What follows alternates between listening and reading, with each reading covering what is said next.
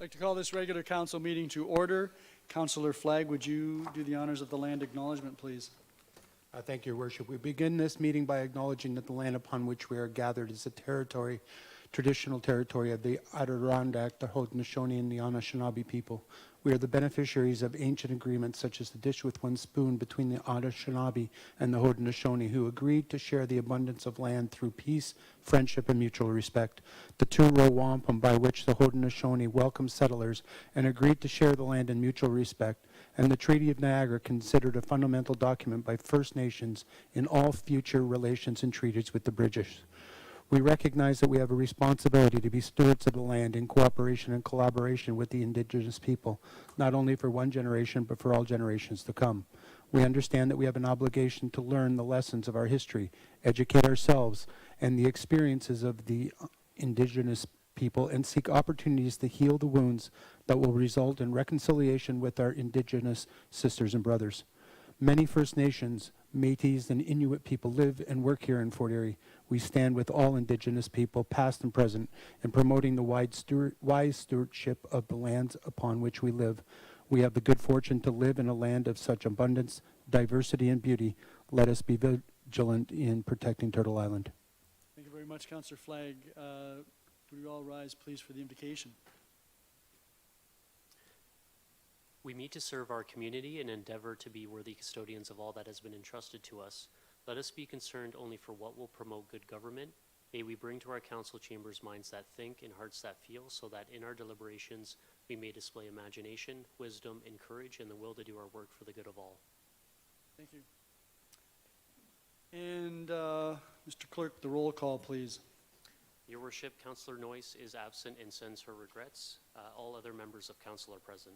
Thank you. There is an addendum, and it relates to the addition to the originally issued agenda of the minutes of the special council meeting of April the 18th, and the inclusion of the report PDS 23-2024 with its recommendations.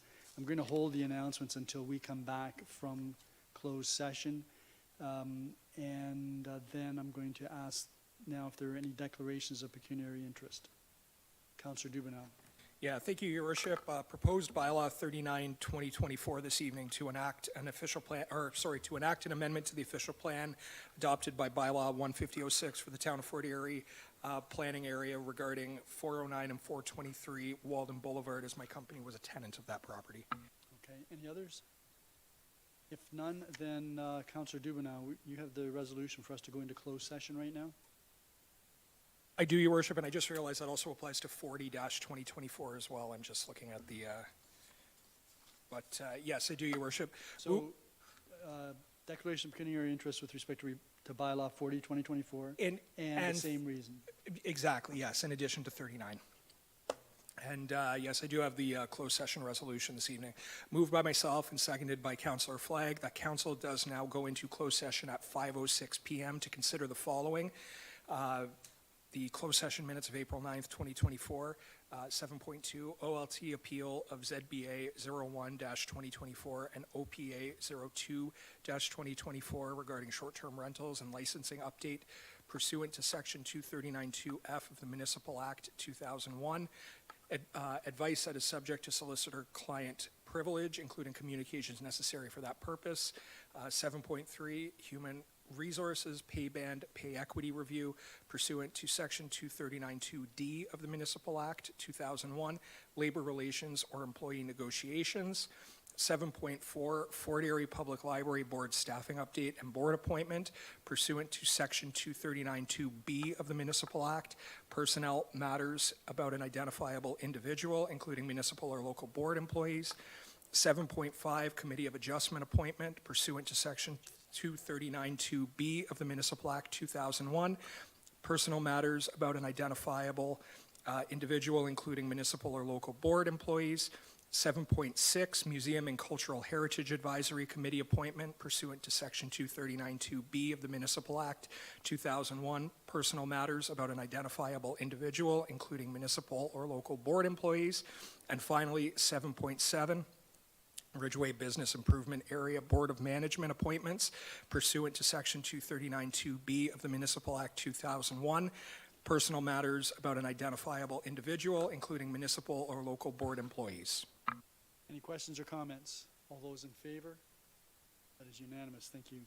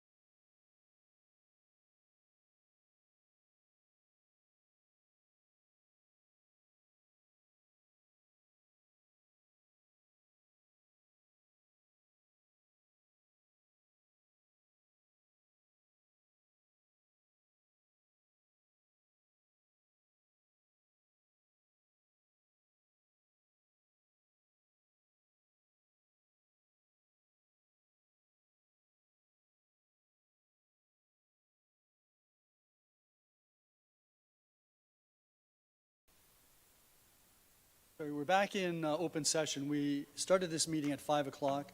We went through a few items, including the land acknowledgement, the invocation, the roll call. There was an addendum. There's been another addendum brought to my attention, and that's the removal from closed session of an item related to 244 Windmill Road South. And now we're going to have Councillor Lewis provide us with the resolution coming out of closed session, and then I'm going to proceed with announcements, and then we'll continue on with our agenda. Councillor Lewis. Thank you, Your Worship. Moved by myself and seconded by Councillor Christensen, that Council does now rise and reconvene from closed session at 6:17 p.m. with report. 7.1, that Council approves the meeting minutes of April 9th, 2024.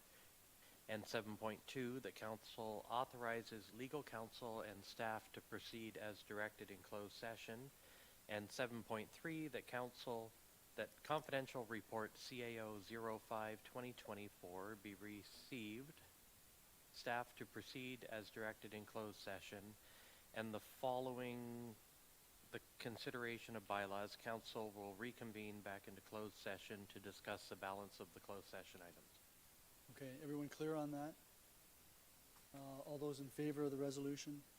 None opposed, that is carried. So just to continue on then with the, to go back to the announcements, there were three major announcements I wanted to make. The first was to congratulate the Fort Erie Junior B Meteors for winning the Greater Ontario Junior Hockey League Golden Horseshoe Championship. First time that's ever been won, but it's not the first time that they've won a championship of that magnitude. Last one, though, being in 1991. That victory in the Golden Horseshoe Championship occurred in an exciting 7-game series, finally won in Caledonia by the juniors 5-3 last week. And the games that have been played here in the playoffs have been more than sellouts. They've been standing room only, and I expect that that is going to happen as these games proceed. After winning the Golden Horseshoe Championship, Fort Erie is now in the Sutherland Cup playdowns. There are 3 teams left, including Fort Erie, a team from Listowel and a team from St. Mary's.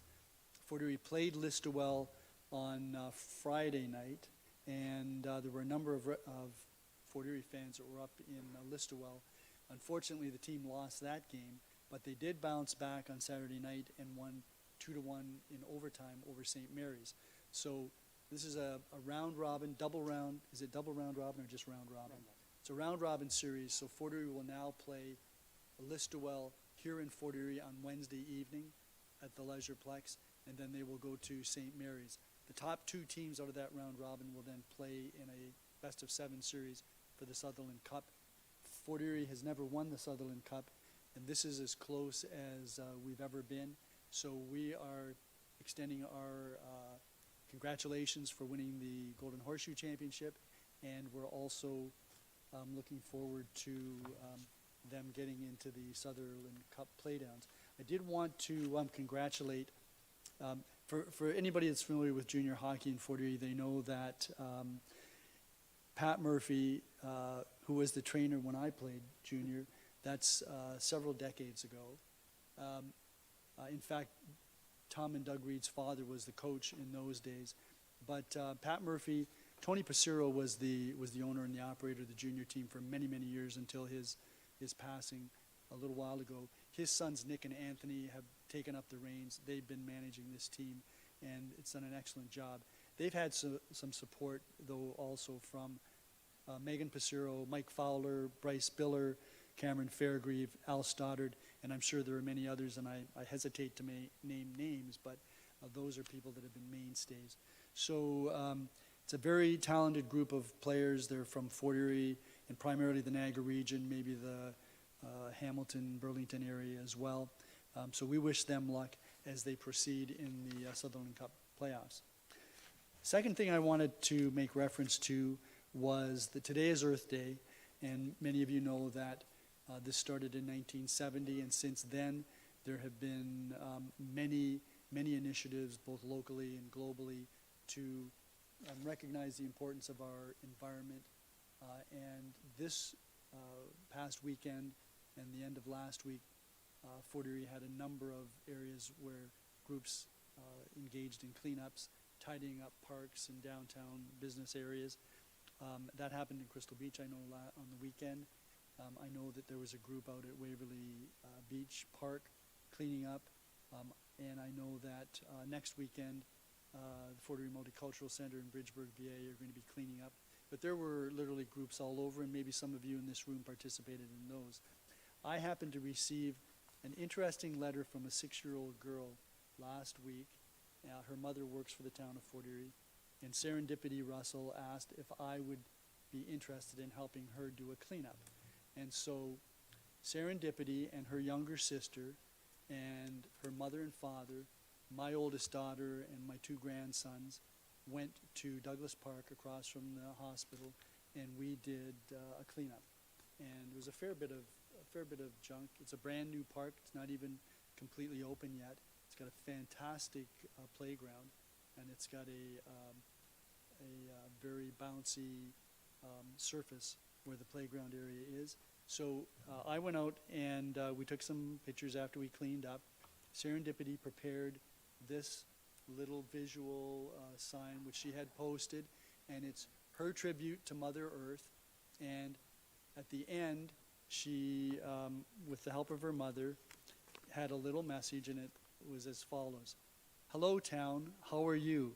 Are you ready to have a community cleanup? This town is amazing. No matter how big or small, we are all a family. This town is our home. We are having this community cleanup because we have seen garbage, and it makes me sad. Let's take care of our town. If you see garbage, pick it up and throw it in the garbage can when you get home. Get ready to clean up. So I want to thank Serendipity and her family and my daughter and her family for assisting in helping to clean up one park, and I encourage everyone here to do your part. And I can tell you as well, on the same vein, later during this evening, I have a motion on the floor that will ask council to direct staff to try to develop some type of ongoing cleanup initiatives so that we can all be proud of our community. Finally, the town of Fort Erie a few weeks ago passed a new tree bylaw, and our staff has prepared a tree preservation and replacement guide, which can be sourced on our town's website. And I would ask everyone to take a look at it, because it provides the essential information now as to what you can do in terms of cutting down trees or removing trees, whether they're diseased, dead, or simply in the way of something that you want to do, what the rules are, what you have to do to obtain a permit to remove a tree, and what your obligations are in terms of replacing any trees that you do remove. So that is on the town's website. It's called the Tree Preservation and Replacement Guide. And I want to thank staff for all of the work that they've done on this particular initiative.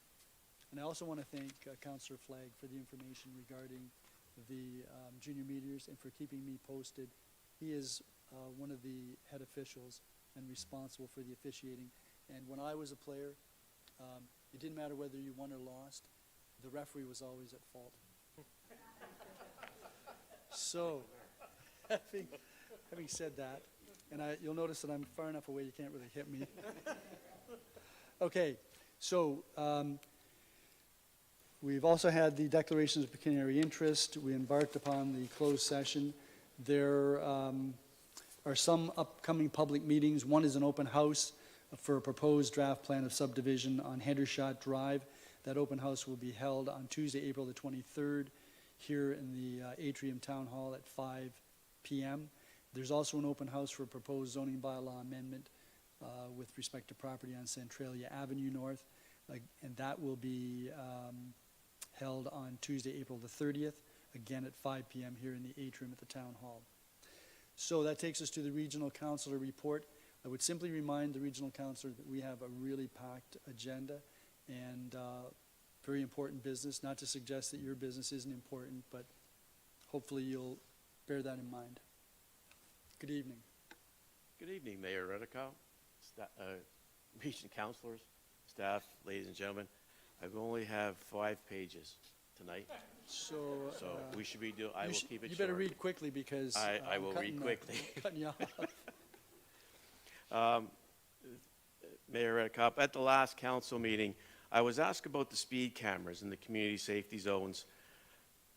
When the automated speed enforcement cameras are in our area, they are active from 7 a.m. to 5 p.m., excuse me, from September to June, including the weekends.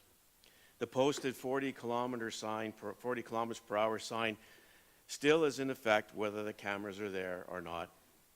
The cameras are programmed so that they will, however, capture stunt driving, regardless of the time of day. And again, stunt driving is 50 kilometers per hour over the posted sign. I have requested staff at Public Works to once again look into a traffic study for the stretch of roadway from the Queen Elizabeth to Crystal Beach. One segment in Stephenville is slated for revision. I believe most are aware, from Eagle Street to Bowen Road, hopefully within the next 2 years. Both the mayor and I have been requesting an alternate route be established, and I have been advised that the roadway from Sodom down to Crystal Beach is in the transportation master plan that is currently being worked on. I had the opportunity to tour the Crystal Beach wastewater treatment plant last week with a group of students from our area. As the tour progressed, I learned that remediations have been made to ensure the situation that occurred during Winter Storm Elliott will not happen again. And again, thanks to town staff for their assistance to the region during that time as we move forward. The new move-in date for Gilmore Lodge has now been pushed back to June. There were construction delays. I'd like to inform council that I've been pushing for the old property to be turned over to the town. The excess land around the new facility, as it was outlined in the initial proposal, was for housing to be built on the remaining property. I have not given up on this and routinely raise this at Niagara Regional housing meetings and will continue to do so. The Canada-wide Early Learning and Child Care Program will be expanding the program as workforce permits. They're having, as everywhere else, there are staff shortages. The limited number of child care spaces currently hinder those families that have been targeted by the provincial government, namely low-income families, vulnerable and diverse communities, and children with special needs, to name a few. Stevensville and Crescent Park are currently slated for expansion in our area. There is no time frame right now, but it is anticipated it will happen this year. The Black Creek Bridge replacement is set to be completed by the end of this month, and I wanted to thank all those who have been putting up with the detours and the disruptions for their patience. And that's all I have for you. Thank you very much, Councillor Insina. Are there any members of council that have any questions of the regional councillor? Well, that was easy. Thank you. Thank you. So that takes us then to presentations and delegations, and some of you may have noticed that there's a rather large contingent of large young individuals standing along the wall, and one of them is holding, actually a couple of them are holding trophies, and that's because this happens to be the Fort Erie International Academy Red Falcons basketball team, and also the National Preparatory Association national champions. And so we've brought them here this evening to recognize them and their coaching staff for the excellent work that they've done. They're participating in the Ontario Scholastic Basketball Association League, and they also play in various tournaments around the United States. These are, for those of you who don't know, these are top basketball players in the country. And a couple of years ago, one of their predecessors, Leonard Miller, was actually drafted high up in the National Basketball Association draft for that year. They're participating in a program whose mission is to inspire every one of the student athletes to reach their goals while becoming well-rounded, mature, and holistically healthy leaders in their community. These fellows have had a great season this year, and that was capped by the national championship was played at Ridley College in St. Catharines.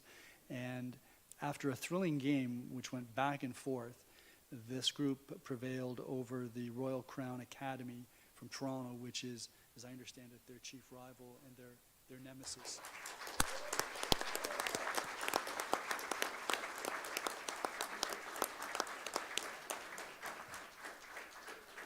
I, with the assistance of Councillor McDermott, are going to recognize these athletes, but I'll read off their names right now and their coaches so that when they come up, in case you can't hear the names, you'll know that they're part of this team.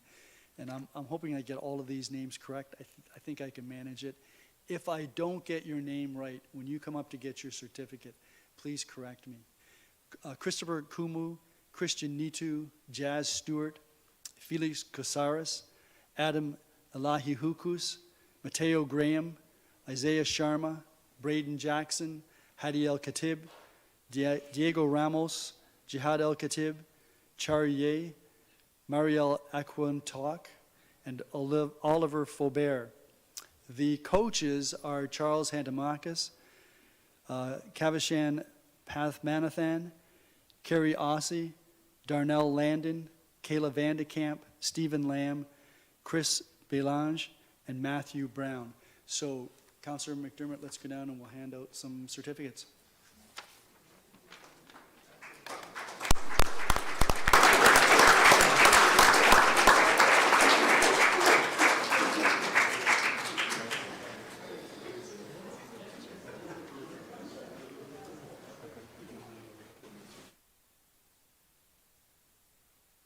First one is Mariel Aquanta.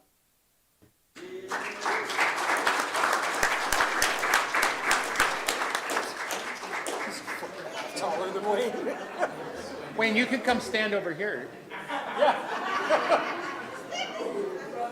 He's like a foot and a half taller. George is not a short guy. He's a foot taller than George. Big man.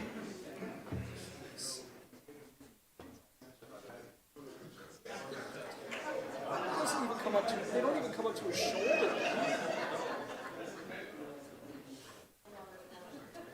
They'll have something to say about this one.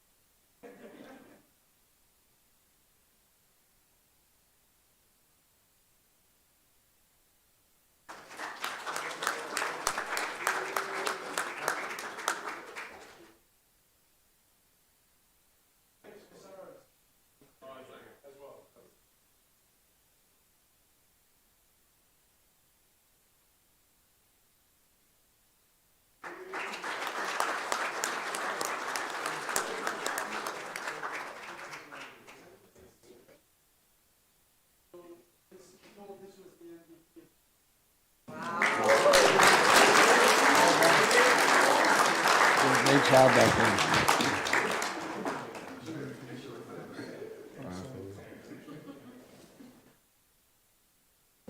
Thank you, congratulations.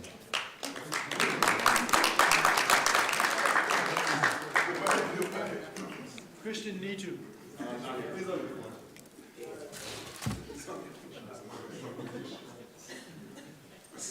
Diego Ramos.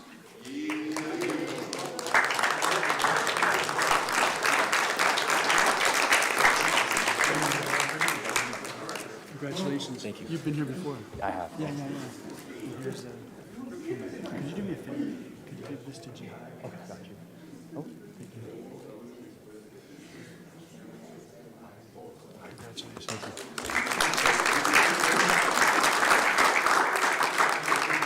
Ishan Sharma. He's an all Canadian. Congratulations. He's been here before, too. Yeah.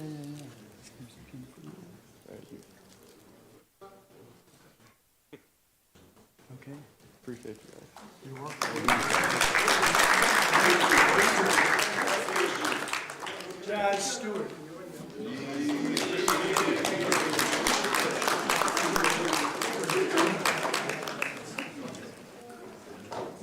They always pick on you? Yeah, always. I'm youngest of the youngest. Oh, you, Yeah. congratulations. Thank you. Well done. Thank you. Okay, so I hope I got this. Charrier.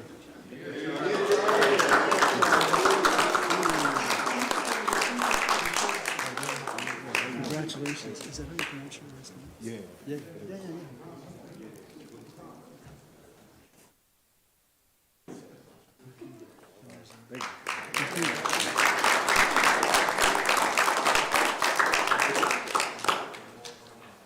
Now we're into the coaching staff. Charles Hantamakis.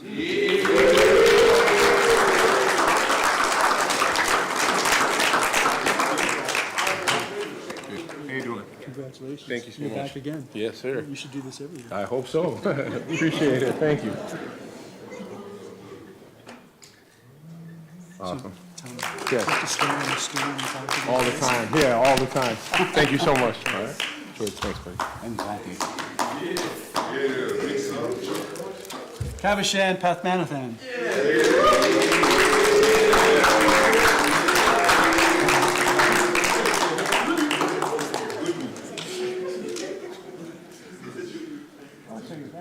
Sorry. Oh, yeah. Congratulations. Thanks. Appreciate it. You're welcome.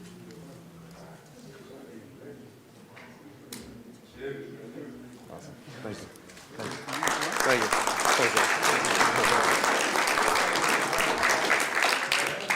Okay, Kame Ase. Tammy's the guy who's got the doctor and a big smile on his face every day. Get your name yet? Yeah, Kemi Olsen. He plays in the CBL for Montreal. He's going to bring his wife here to be a doctor.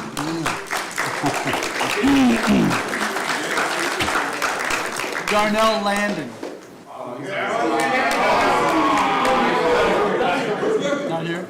Okay. Kayla Vanderkamp.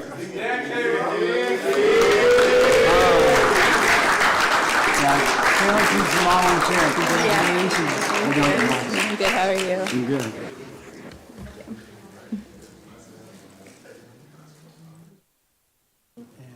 Thank you so much. Thank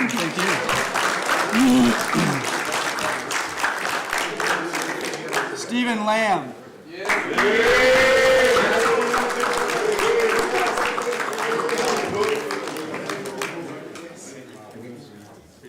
Congratulations, Steve. Thank you.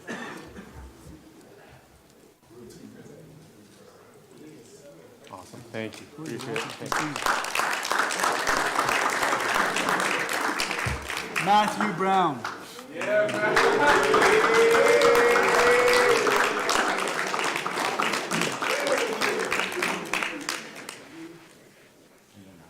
Congratulations. Congratulations.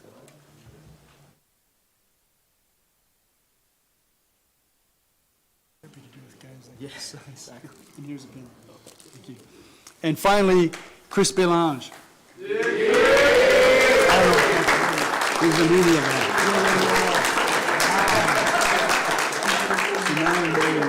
Yes, sir. How do you pronounce your last name? Bilingual. Belenge. Yeah. Chris How you Belenge. doing? Okay.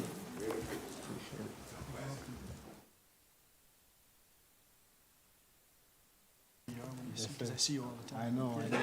Congratulations. Okay, so if I could give, can I give these to?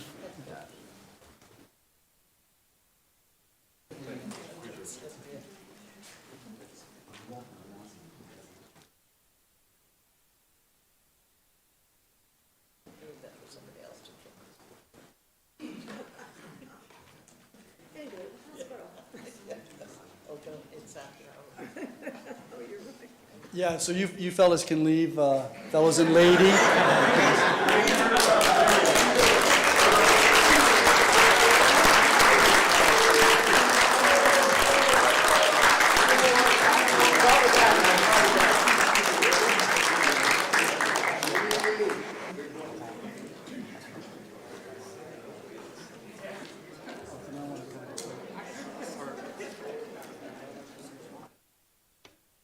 Okay. That takes us then to the first of the delegations, and this is Jeff Hoover, Regional Manager, Canadian Niagara Power.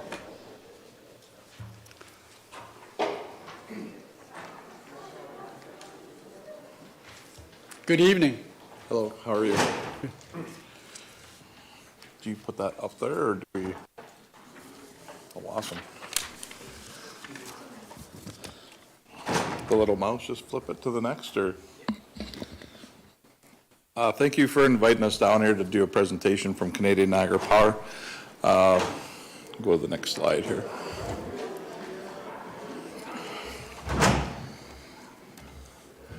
Today we're going to talk about some storm preparedness, system reliability, recent CNP Fort Erie system investments, operating and maintenance programs, and John's going to give a presentation on customer communication enhancements.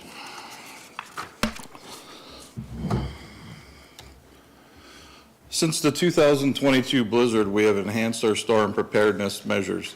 CNP meets with the town of Fort Erie in anticipation of major weather events, enhanced communications with the town of Fort Erie and authorities, i.e. the town of Fort Erie Communications Department, MTO, Fire Department, etc. CNP is improving communicating outage information and restoration time with our customers inside of Fort Erie. Increasing CNP system resilience. We have a very aggressive vegetation management program, system upgrades, and aligning our construction standards with current weather patterns. I talked about reliability a second ago, but unfortunately the numbers are the numbers here. So when you look at this slide, from 22 to 23, there was a little bit of an increase for the outages, but that is directly related to two weather events, which was the February ice storm that we had and the storm that we had inside of March. If you take those two factors out, we are running at a very reasonable number right now.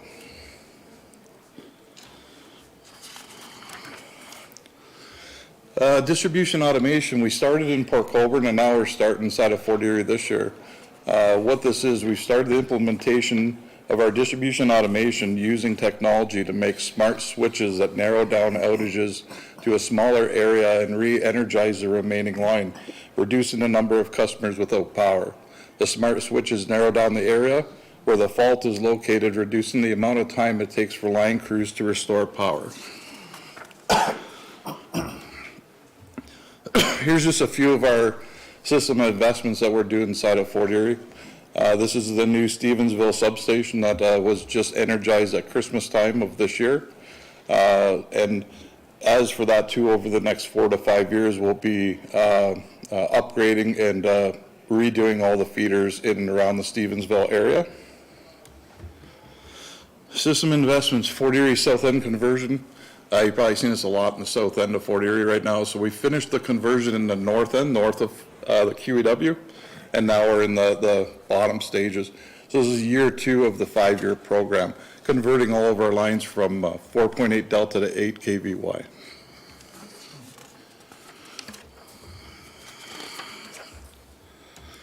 And lastly, for our operating and maintenance programs, like you said, we've gone really hard at our vegetation management, cleaning up our right-of-ways, trying to take care of all the dead trees that are adjacent to our lines.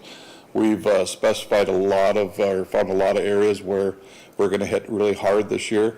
And myself, I can tell you, I think outages have been down this year due to our aggressive vegetation management program. We also have a large substation inspection maintenance and line inspection maintenance programs that we do on a yearly basis. Okay, good evening, everyone. I'm going to talk a little bit about communication.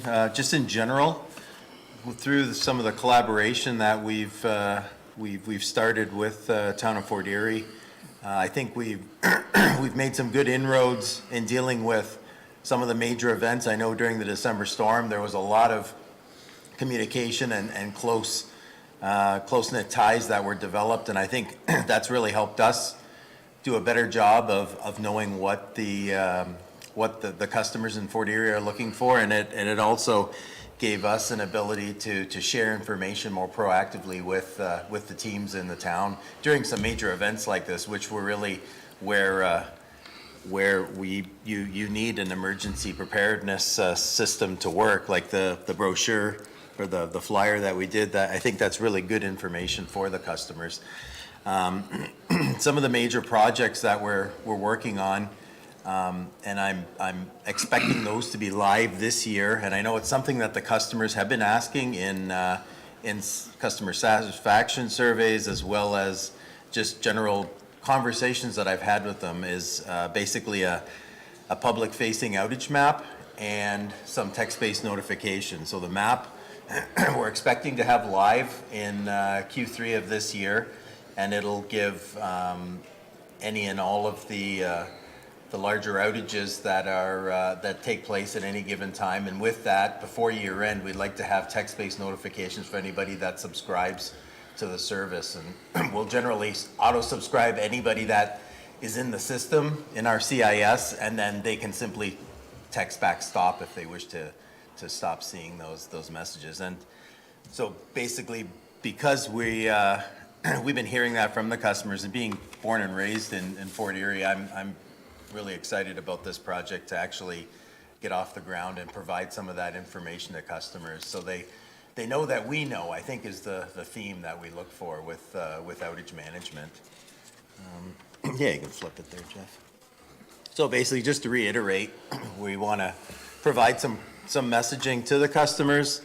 The known outages, obviously, through the graphic representation, the map will denote number of customers out, any restoration efforts. Our website will complement this. We've already put that out there. When there's large outages, there's alerts that go out on there for planned or unplanned outages. And with that, some more proactive notifications through the text-based system.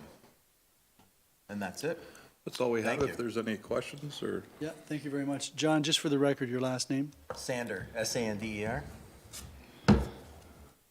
Thank you very much for coming out and providing that information. I note that we've been receiving notifications from CNP in advance of potential weather events. Could be wind, could be a storm, what have you. And that's very much appreciated, and we've very much appreciated the work that we've done with you through some of these emergencies that we've encountered. December 2022 is going to be hard to forget. Yes. Do any members of council have any questions? Thank you very much for the update. I know that you're working throughout the town. Sometimes I get messages wanting to know about, the work on the road allowances and what have you, but as a utility, you're entitled to replace and maintain your infrastructure on municipal road allowances. Yeah, and actually, we were just talking about that last week with our customer service supervisor about doing more messaging to customers for the actual work areas that we're going to be working. So we're developing that right now, like putting on our social media that where crews or our contractors are going to be working here and here throughout the town, and that might help out as well. Yeah, it sure does, because then people know what's going on and For sure. don't have to guess about it. Thank you very much for coming out this evening. Thank you. And thank you Thanks for for having us. everything that CMP has been doing for us. Thank you. Thanks.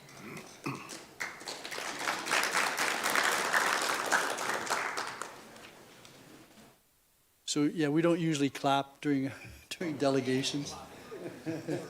We do for the championships. Okay, so the next delegate is Edward Munoz and Marg Fiddler. Just Eduardo?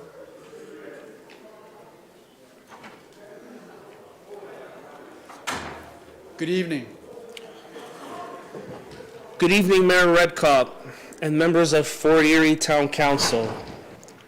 My name is Eduardo Munoz, and it is an honor and a pleasure to be standing before you this evening. I am a person with autism who was supported by Community Living Fort Erie. I moved to Ridgeway from Mississauga in 2011 with my parents and sister. Autism does not stop me from being a part of my community. It is important for me to feel like I am a part of a team, like I am included in making valuable contributions.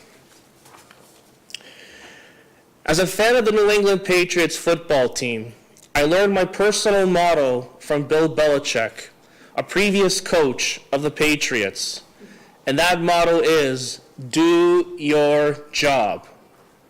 This motto applies to many things in my life, as part of many teams in my community. I try to remember the importance of this motto. Everyone has a job to do on the team.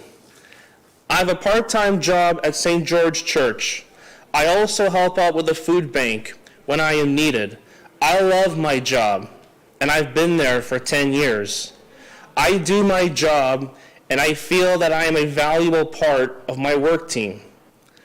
I belong to Task Niagara, which offers music and drama opportunities to me. I love entertaining people, and I play the part of Danny Zuko in this year's production of Grease. I feel that I am a valuable part of this drama team. I am thankful to be a part of the Fort Erie community. I am respectful of my neighbors, and I'm always willing to help a neighbor when needed.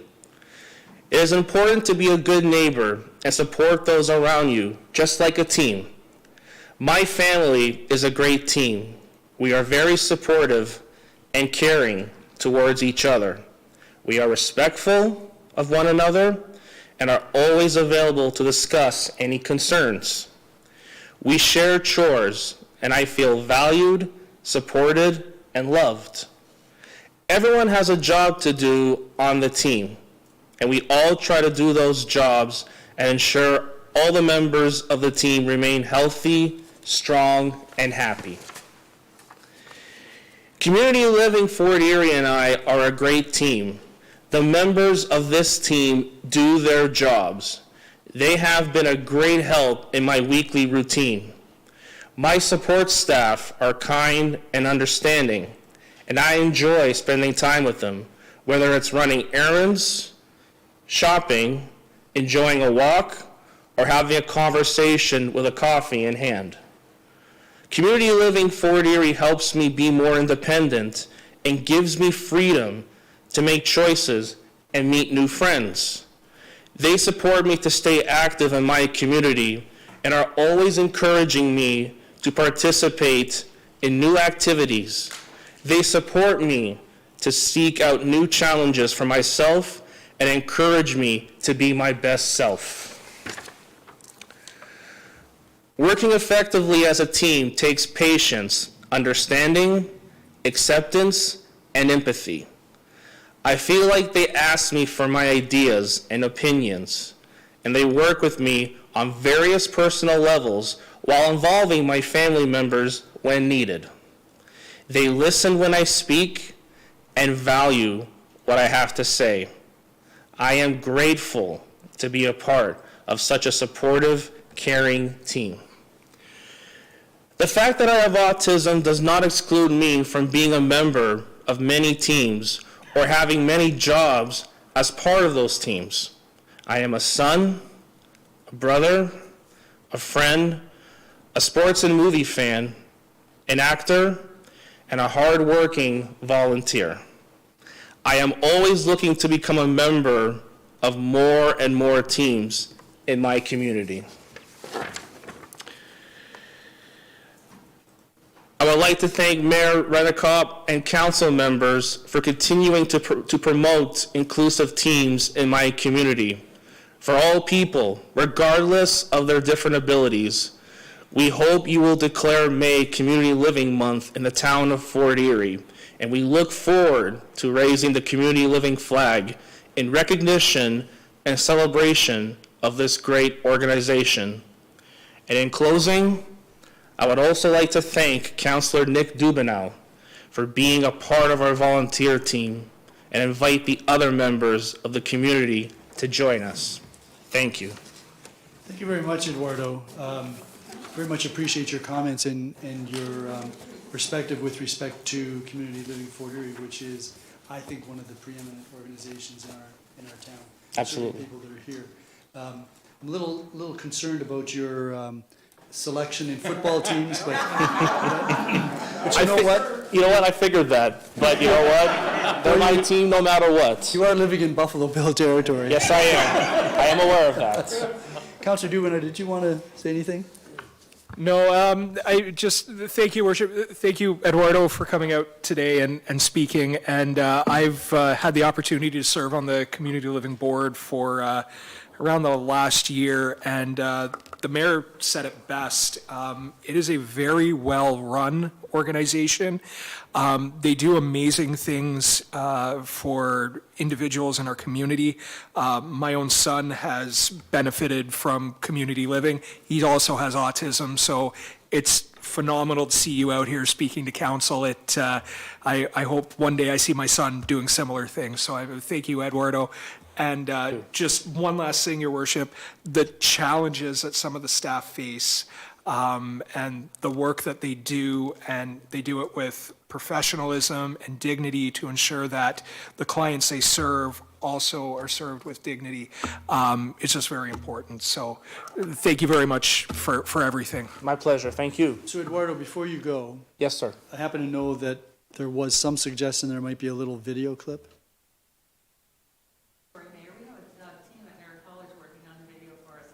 Okay, so we'll see that at a later date, and that'll give Eduardo another opportunity to speak to us.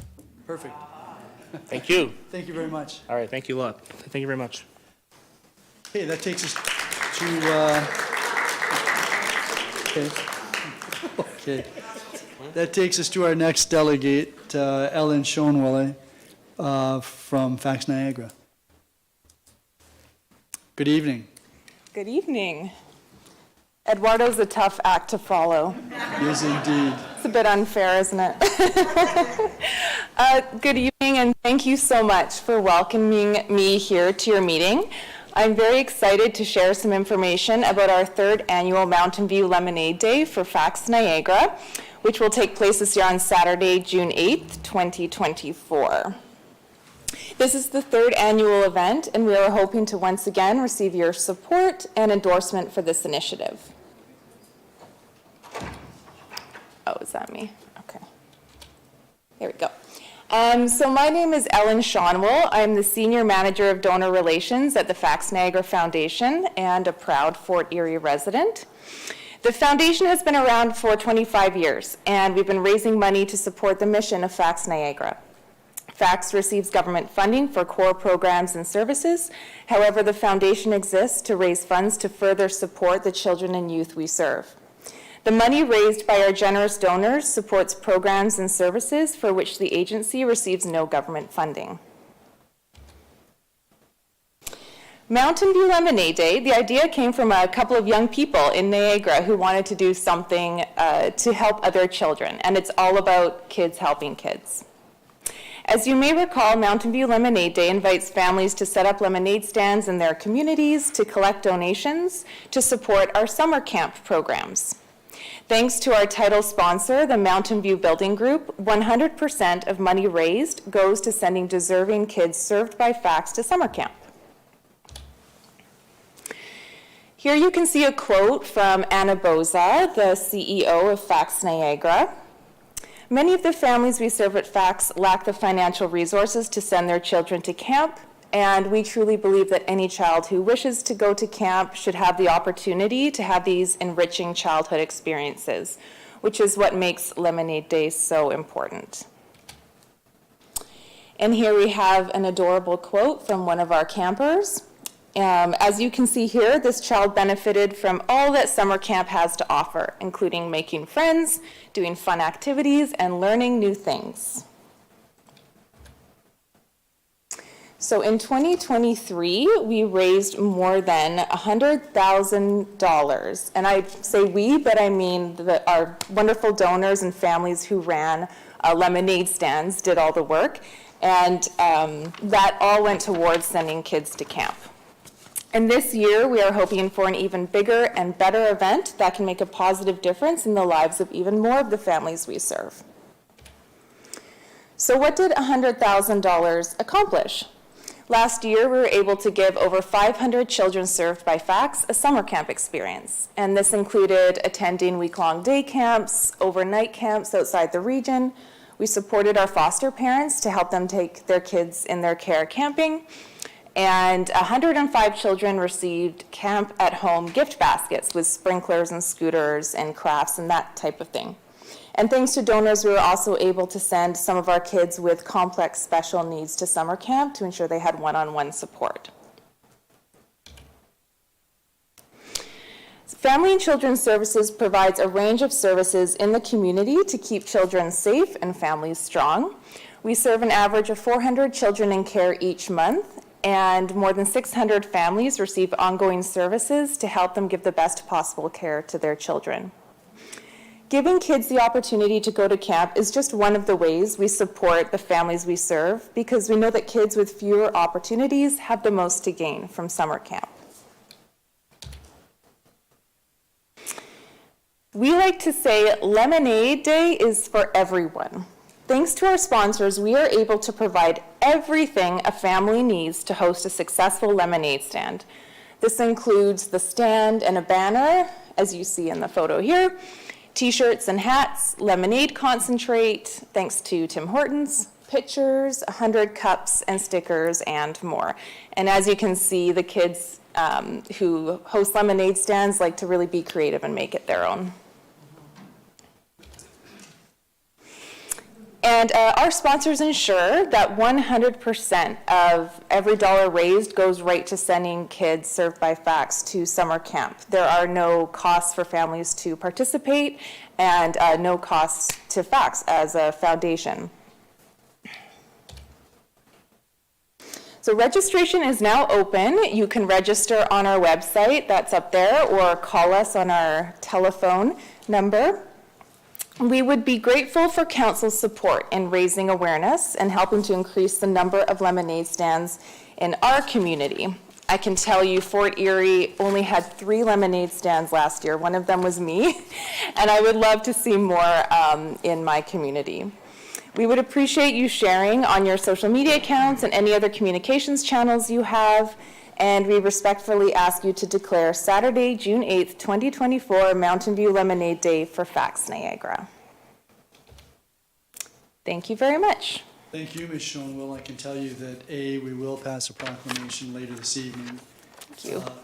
We'll also, I think, utilize our social media to assist getting the word out with respect to this, and hopefully there will be more lemonade stands, because if you're trying to raise more than $100,000, you need as many lemonade stands as you can possibly get going. Absolutely. So thank you very much for coming out. Any members of council have any questions? Thank you very much. Thank you. And good luck this year. Thank you very much. That takes us then to Heather Kelly, Healthcare SOS. Good evening. Good evening.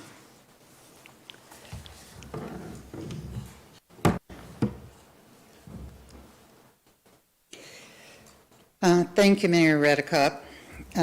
As you were first to point out with your granddaughter, mentioning your granddaughter, my granddaughter also talks about sharing is caring and how important it is to share with each other because it helps to build.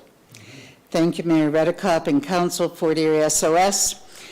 We want to thank you for your pushback to Niagara Health System's plan to completely close and relinquish themselves from Douglas Memorial.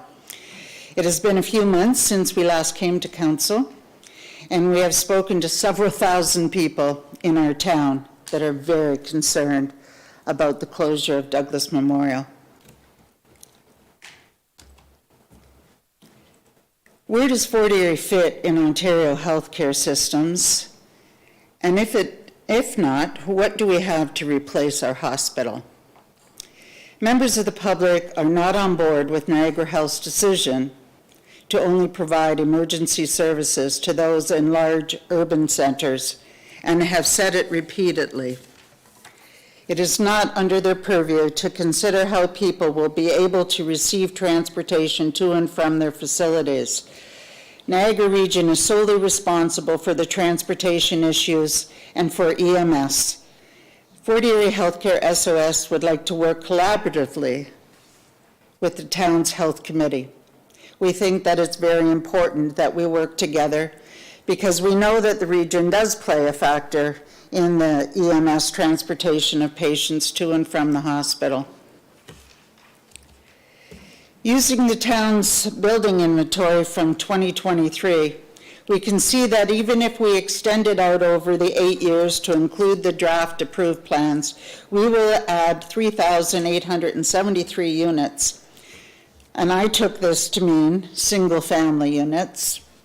That's approximately 483 units a year, which takes us to approximately 1,000 additional people per year. Now, I know that there's probably much more that goes into all of that, but on the average, just in some of the multiple units being considered, we're looking at well over 1,000 new people. As you are more than aware, more people means more need for urgent and emergent healthcare needs.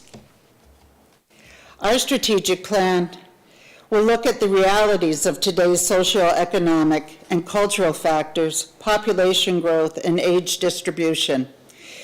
We will use current StatsCan data and trends to predict changes in the population and housing market for the future of Fort Erie.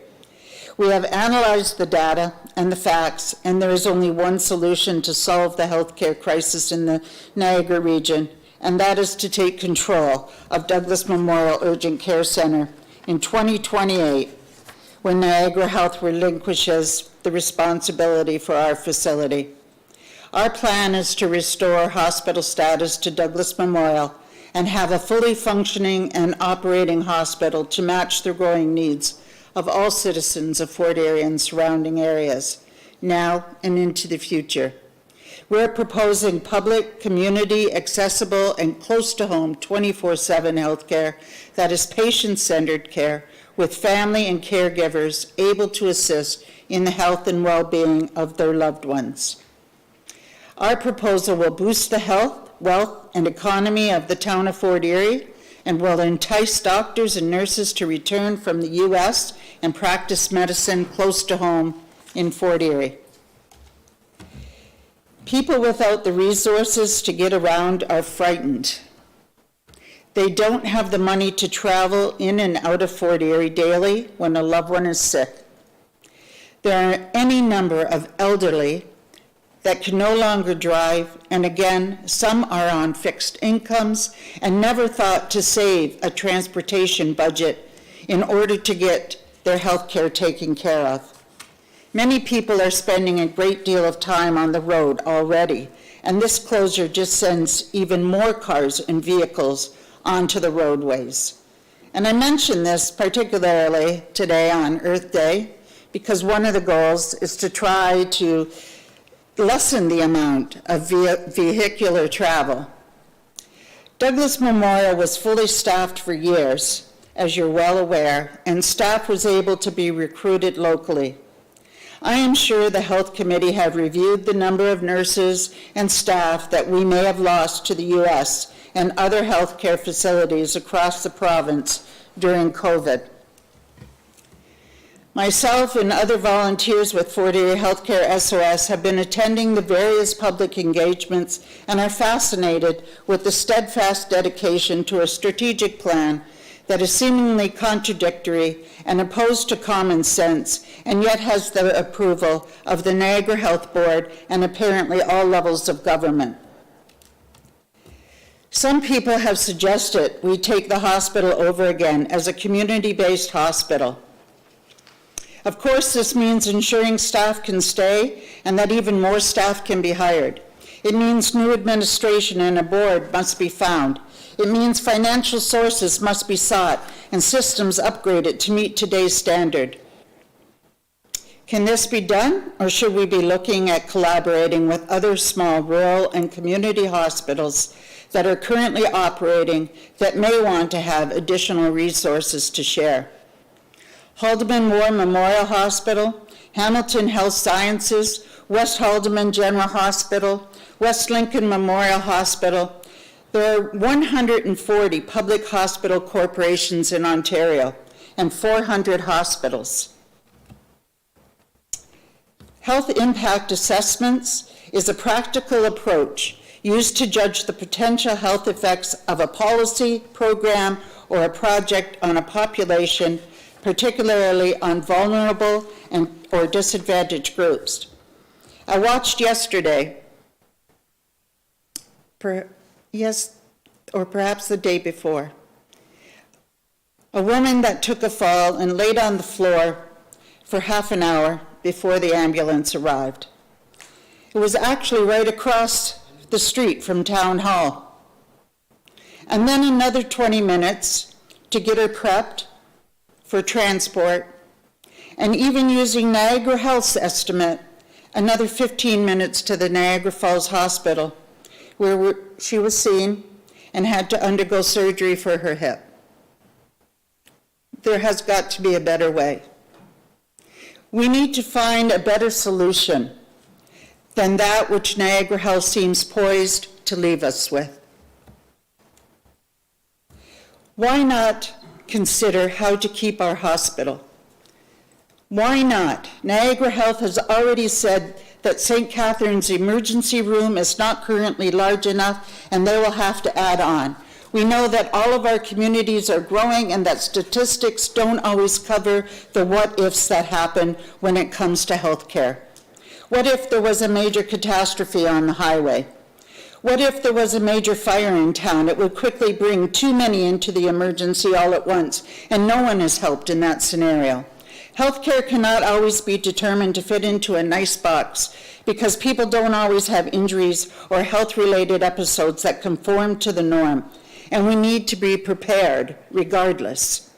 One of the most disappointing comments that I heard from Niagara Health Board of Directors during their public engagements is that they are aware people may die trying to reach the hospital, but that is just something that happens and why they work so closely with the EMS. It's absolutely tragic. We know that Niagara Health has no interest in maintaining or keeping Douglas Memorial. In fact, they haven't for some time. We would like to at least take this into consideration and put together a team of players that could make a recommendation to the Fort Erie Council and the residents of Fort Erie on how to best proceed for the health and well-being of all residents. It was run independently before through a board of directors, and with members of council and citizens, the least we can do is an impact analysis to look at the feasibility. Why can't we, all of the stakeholders, submit a proposal to the Ministry of Health to take over Douglas Memorial Hospital on the day Niagara Health stops operating it?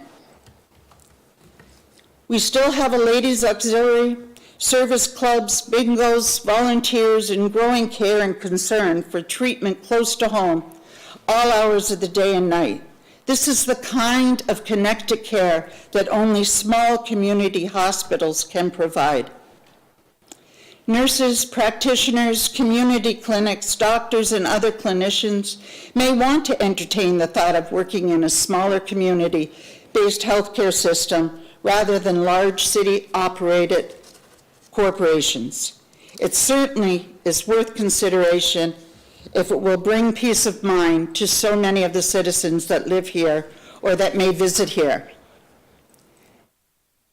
We are asking that because the people in Fort Erie have continued to have been used to centralized health care, to take up the shortfalls in seeking quick, immediate care, because the people in Fort Erie and surrounding areas have to contend with weather conditions beyond their control and often find themselves cut off from the rest of the peninsula, because the community has repeatedly stated that they want to be assured a facility in their own community close to home and family where they can seek help or where they can recover near their loved ones. We propose that Fort Erie Council conduct a health impact assessment on what happens at the removal of Douglas Memorial from the Niagara Health System and its potential effect on local residents and businesses, and consider a joint venture with other like-minded communities that wish to continue the practice of having ongoing 24/7 health care to their communities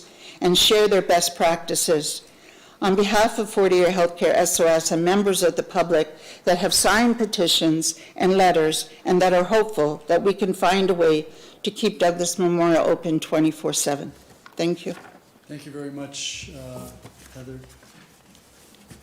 Appreciate you coming out and providing us with the update and providing us with more information for us to consider, and I appreciate those who have come with you and who have steadfastly supported our healthcare in our hospital over the years.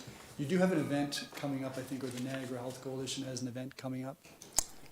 When is that? Yes, we have several of them, actually. We have a dinner coming up on May the 9th. May the 9th? Yeah. And where is that? And that's at Club Capri That's in Niagara Falls? in Thorold. Sorry. In Thorold. Okay. Do any members of council have any questions of Heather? So I just had one question, and it relates to the overall direction that you would like to be able to go, and that is, who's going to fund this operation? So we need philanthropists, obviously, to help. We were asking to go to the Ontario government because we want to remain a hospital. And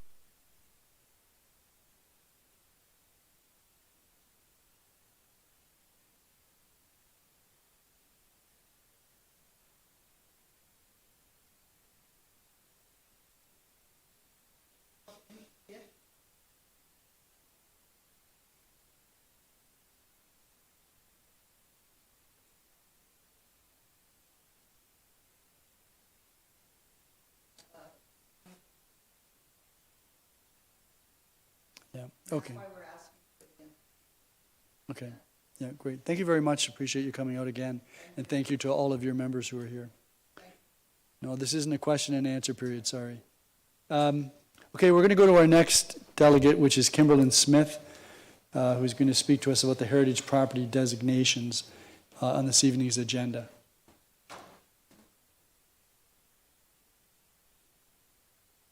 Good evening.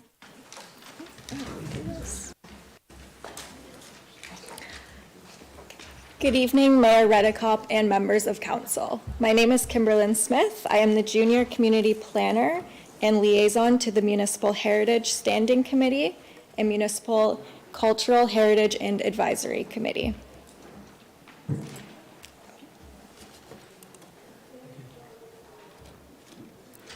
The Municipal Heritage Standing Committee was established by Council in 2012.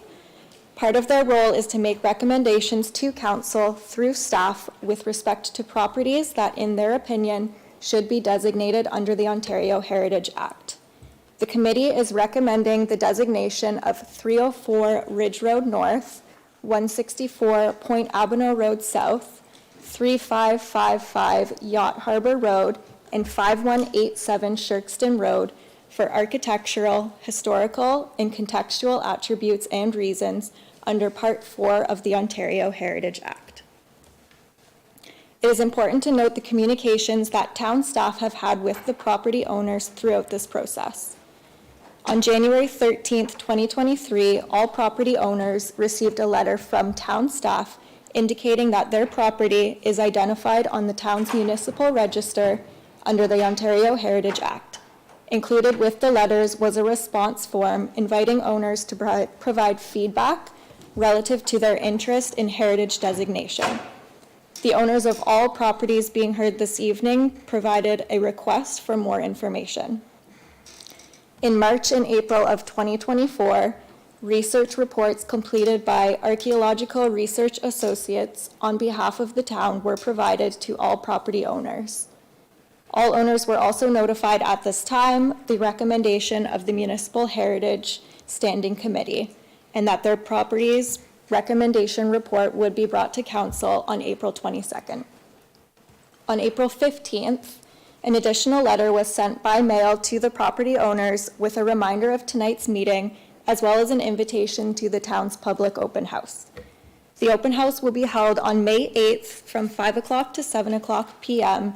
and will allow the owners to obtain more information with regards to the importance of designation, the processes involved, incentives and grants offered by the town, and the heritage permit process. With respect to feedback that the town has received, the owner of 5178 Shirkston Road has expressed that they are not interested in designation at this time due to the review and assessment process should any alterations or modifications be proposed. The owner of 304 Ridge Road North called staff to discuss the attributes listed within the report and ask questions with regards to the incentives and programs offered by the town. At that time, the owner did not express a disagreement to designation, but did say they were not interested in designating the interior features identified as the cabinetry and murals. Staff did not receive any feedback from the remaining two properties. However, all owners have been provided with information surrounding the benefits of heritage designation. From the town's perspective, designation helps the town preserve buildings, structures, and landscapes that are significant to the cultural heritage of a community. It creates a sense of place and community identity by providing a link to the past and serving as a reminder of the area's history and people who lived here. Heritage designation contributes to local quality of life, economic development, and is what helps make us unique.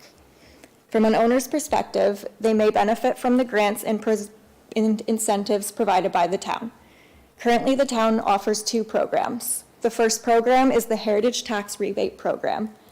This program provides relief for owners with designated properties to receive a refund of up to 40% of the taxes levied for municipal, regional, and school purposes based on the assessed value of the property up to a maximum assessed value of $500,000. The second program offered is the Designated Heritage Property Grant Program. Through this program, an owner may apply for a grant of up to 50% of eligible costs to an upset limit of $10,000 for work performed to the identified heritage features and attributes of a designated property. An owner can apply for this grant once every 2 years.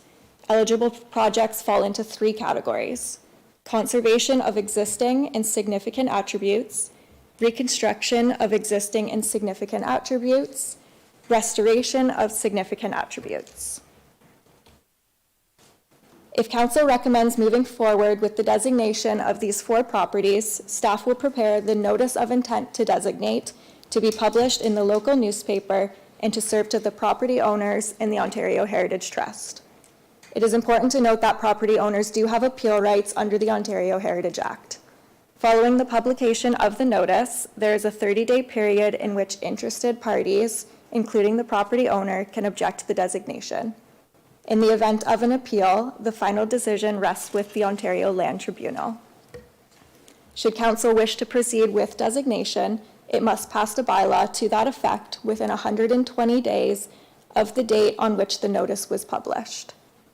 There is a 30-day appeal period following council adoption of the bylaw in which interested parties can serve notice to the municipality and the OLT of their objection to designate.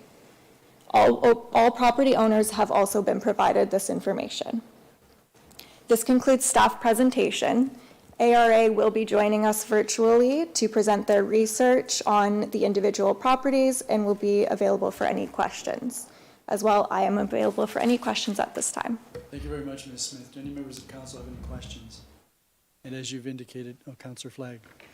Thank you, Your Worship, and through you, thank you very much for your presentation. Can you tell me if the letters that were sent to the property owners, were they registered letters or simple mail?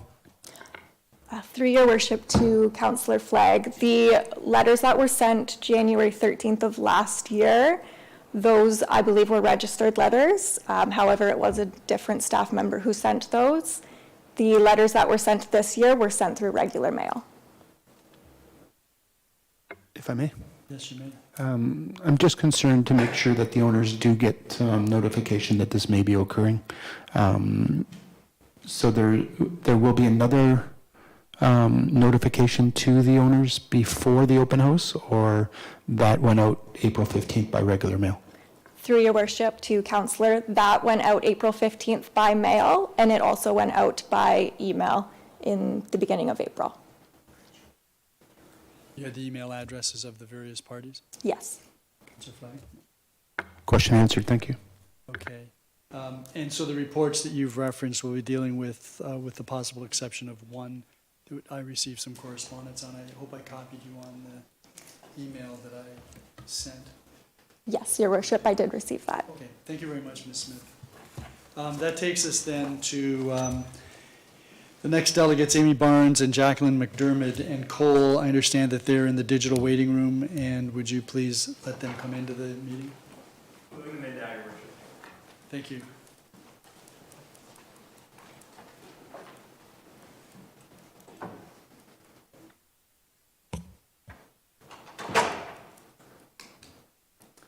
Good evening. Good evening. Good evening. There's my colleague. So we're ready to hear from you, ladies. Sure. Well, thank you, Your Worship and council members, for having us tonight. We are primarily here to answer any questions you might have about the process, but I actually think Kimberly did a very good overview of the way in which these reports unfold. We do have a PowerPoint. I don't know, it doesn't necessarily need to go up, but essentially we are just reiterating that our evaluation consists of an on-site assessment where we look at the context and both evaluate the architecture of the property. We then also do historical mapping analysis and research to understand both the larger context and the site-specific historical understanding of who lived in the property or events that maybe transpired there or how it came to be the parcel size it was, as well as a contextual understanding of the area and how the settlement around and the historical significance of that. And we do all three of those avenues because we do our evaluation through Regulation 906, which is through the Ontario Act, which has 9 set of criteria that we evaluate the cultural heritage value against. And so with changes through Bill 23, a property now needs to meet 2 of those criteria to be eligible for designation. And our evaluation of the 4 properties which you have been referenced this evening have all met those. So ultimately the information is bestowed upon the municipalities and the communities to determine the value and to be used as a way to understand what our findings have suggested and determine how next steps wish to proceed. As Kimberly mentioned, this also goes to the Heritage Committee, and we have taken excuse me, some of their information and their understanding of the space as well and integrated that into attempt to capture the community recognition within that document. Thank you. Ms. McDermott, did you want to add anything? No, I think Amy has well summarized the 906 criteria that we use to determine whether or not these 4 properties meet the threshold for designation. Okay. Then, do any members of council have any questions of either Ms. Barnes or Ms. McDermott? No, I guess not. So you're. Sorry, may I add just one last little bit there? Sorry, it just came to mind the way that Kimberly had explained the process. So essentially, the notice of intention to designate, should it be passed, the 30-day appeal period is at that time in which there are multiple avenues forward. However, I think she had mentioned it goes right to the OLT. This appeal period is an opportunity where council can what's the language, sorry, can rescind its notice of intention to designate that time. The OLT appeal comes after the notice has been officially passed through a bylaw, and there is a secondary opportunity for the public to appeal. So I hope that's clear. And is the notice of designation generally, is it generally served by registered mail? That part is a procedural issue. You'd have to check with your town staff on that one of how it is. The notice of appeal has certain obligations under the Ontario Heritage Act that it has to be served to the property owner. It has to be in a public forum. So they tend to be newspapers or some type of kind of public space within that 30 days. And then after the 30 days, if there's no appeal, council can at that moment then proceed to actually designate it. So it's just the notice is first, the 30-day appeal period, and then there's the opportunity to go forth and designate it through a bylaw, which is registered on title. Right, thank you. Any members of council? If not, thank you very much, ladies. Appreciate you coming out this evening. Yes, We'll be dealing with some of these reports later on during our agenda. That then takes us to our final delegate, Aaron Hare, who's going to speak to us about Bill 185. Not to be confused with Bill 23 or Bill 109, which are equally confusing. Good evening. Good evening. Oh, the mic is on. Yes, good evening, Council. My name is Aaron Hare. I'm a senior community planner with the town's community planning department. And as the mayor indicated, I am here tonight to present the proposed legislation with regards to Bill 185, Cutting Red Tape to Build More Homes Act 2024, and the proposed provincial planning statement. Yes, they changed the name from provincial policy statement to provincial planning statement. Okay. Yeah. So we'll just quickly jump into the proposed changes. So, sorry. So the Ontario Land Tribunal, some proposed changes, similar to what was introduced through Bill 23. The Planning Act is proposed to be amended to remove third-party appeal rights from official plans, official plan amendments, zoning bylaws, and zoning bylaw amendments. It should be important to note that the province is still proposing to keep the public hearing process. That is why staff can support this change. We do recognize that the official plan, the public process is a very important and integral process to the planning process. But we do believe that that public hearing does give council the ability to hear from all the concerns that the public has and lets council make an informed decision. The second part to that is the province is looking at undoing an old change from approximately 2006, which would allow private initiated urban boundary expansions. This is something that the town's planning department does not support, as it will support or as it will encourage urban sprawl. As we all know, urban sprawl eats up environmental land, agricultural land, as well as what it has with it is very high cost of service. The next group of changes is actually to the Development Charges Act.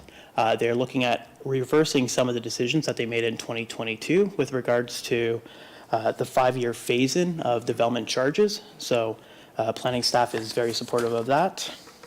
As well as an important thing to planning is it will reintroduce the ability to financially cover the cost of background studies, such as secondary plans. Again, these are important studies that help the municipality plan for their growth in a substantial, or in a sustainable and responsible manner. The next group of changes is with regards to pre-consultation. Right now, pre-consultation in the town is mandatory for most applications through our bylaw and our official plan. The pre-consultation process provides an opportunity for the applicant, town, region, conservation authority, as well as our First Nation partners, the Mississaugas of the Credit usually joins those meetings, to review the development proposals, discuss the nature of the proposal, discuss any issues that may arise, as well as to inform the applicant on what the process or what a complete application process is. This helps move the applications through the process in a more expeditious manner. So the province is actually proposing to make that voluntary at the applicant's discretion.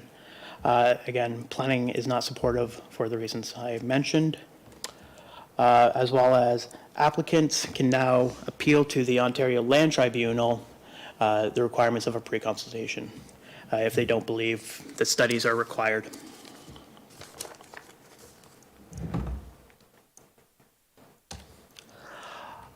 The next group, again, was introduced as part of, Bill 109 changed the Planning Act timelines, and then Bill 123 penalized municipalities for not meeting those timelines by requiring municipalities to start refunding the applications back to developers. They're now looking at reversing this change. Again, planning staff is supportive of this proposed change. I also want to note that so far we haven't actually had to refund any of those fees. Not so much applicable to the town of Fort Erie, as we don't have any GO stations or protected major transportation station areas, but the province is proposing to restrict municipalities' ability to put minimum parking standards for those areas. So in cases like that, the developer, through their traffic engineers, would propose what they believe is best for them. There's also a further regulation that potentially would allow the minister to expand that to other areas. At this time, we don't have any indication what those other areas are. This one sort of makes me chuckle because it was 2 weeks ago we were here in front of council talking about the MZO process, and the very next day they changed it. There is a new process posted on the province's website. It does follow a very similar process that was established in 2013 for the Community Infrastructure and Housing Accelerator. Again, staff does support it. That being said, municipal zoning orders should only be used as the exception, not the rule.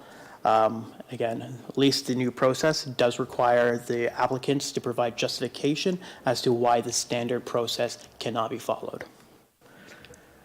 And again, with the new minister's zoning order, the province is proposing to rescind the Community Infrastructure and Housing Accelerator that was introduced in 2022.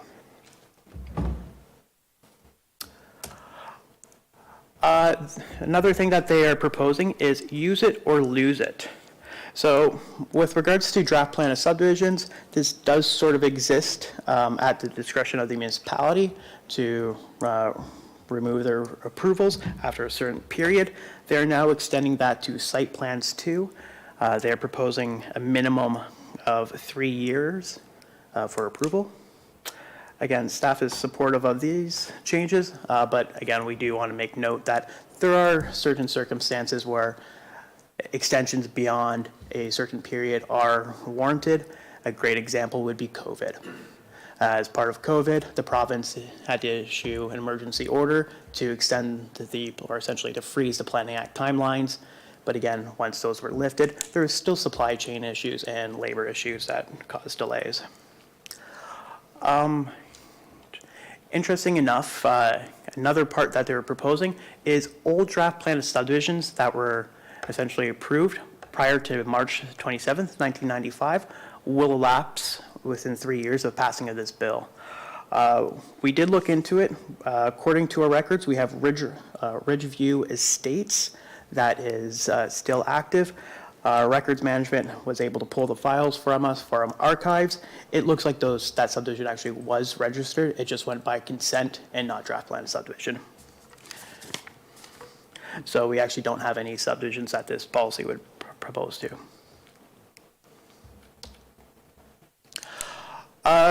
Very similar, or again, as council may be aware, the province has indicated that they are removing the upper tier approvals from certain municipalities from planning responsibility. Halton, Peel, and York, they have indicated that July 1st will be that date. The other municipalities, through the legislation, they have not put a date yet. All staff really can ask for is that the province provides some certainty, because it is providing some confusion on projects such as the official plan, who is going to be the approval authority. Public notices, this is a change that planning is supportive of. In areas where there is no regular local newspaper, municipalities can now establish a policy and advertise on their newspaper or advertise on their website or through social media. At this time, there are no proposed changes when it comes to additional regulations, but the province is also seeking right now any public input on removing additional roadblocks. So the town, through our recent housekeeping bylaw, just updated all our regulations, so we don't foresee any more changes, but we will continue to monitor it. Community service facilities. So these are going to be classified as schools, hospitals, and long-term care facilities. The province is considering exempting those from the Planning Act. Planning staff don't really see the need for this, especially if the province goes through the process of removing all third-party appeals. From working on school sites before and long-term care facilities, there is that benefit in some local municipality, especially schools, when you have kiss and rides, bus drop-offs. You really need to coordinate that with your local municipality to ensure that the impacts are minimized to the community. As well as they're proposing to exempt post-secondary institutions from Planning Act requirements. The way the minister was announcing this was it was supposed to be really limited to housing, but that's not what the regulations really state at this time. They're sort of limiting or opening it up to any thing that's associated with post-secondary school that would meet their exemption. And that concludes our presentation. Thank you very much, Mr. Hurd. Any members of council have any questions? Councillor Flagg. Thank you, Your Worship. Through you, thanks, Aaron, for the presentation. The sunset clause on the site plan, will that apply, in your opinion, to zoning changes as well? Sorry, you're removing the lose it or use it or lose it? I am. No, the province has not indicated that. So just on the site plan? It would be site plans and draft plans. Thank you. Yeah. Anyone else? Mr. Hurd, just a couple of questions. The appeals, the very first item that you dealt with. Yep. It's not all third parties that would lose the right to appeal. It's third parties who have not participated in the process. So through Bill 23, they introduced a new term. Let me just quickly grab my notes here. It's called a prescribed individual. Specified persons. They would still have the ability to appeal. So those are other government bodies, utility providers, service providers, organizations like that. The general member of the public, yes, their appeal rights would be removed. So individuals who live within the notification area Yes. of a proposed development, whether they participate in the process or don't participate in the process, they would have no right of appeal. That is what is being proposed, yeah. That would be, the council then would be responsible for ensuring that their rights are recognized. Yeah, so what they're proposing is council would hear all the comments, weigh them them, and then make an informed decision. Okay. And then the other question I had is with respect to ministerial zoning orders. You've indicated that there would still be a process whereby the minister would want to know what the position of the council is, or in a community with a strong mayor, what the mayor thinks. Based on the proposed or based on what's on the website, that is the case, yes. But that wouldn't necessarily mean that if the council opposed the application, the minister would deny it. The minister ultimately has the right to make a decision when it comes to zoning. The way it's sort of structured on the website is this is the preferred option, but there's nothing precluding the Minister of Municipal Affairs from at any time making a ministry zoning order, regardless of following that process. Thank you. Any other questions arising out of that? Thank you very much, Mr. Hare. We appreciate your advice, and we know that there's a report on the agenda later dealing with this. That then at long last takes us to the next item, which is a public meeting. And this is a proposed zoning bylaw and official plan amendment for property located on Dominion Road, I believe. Yes, 3085 Dominion Road.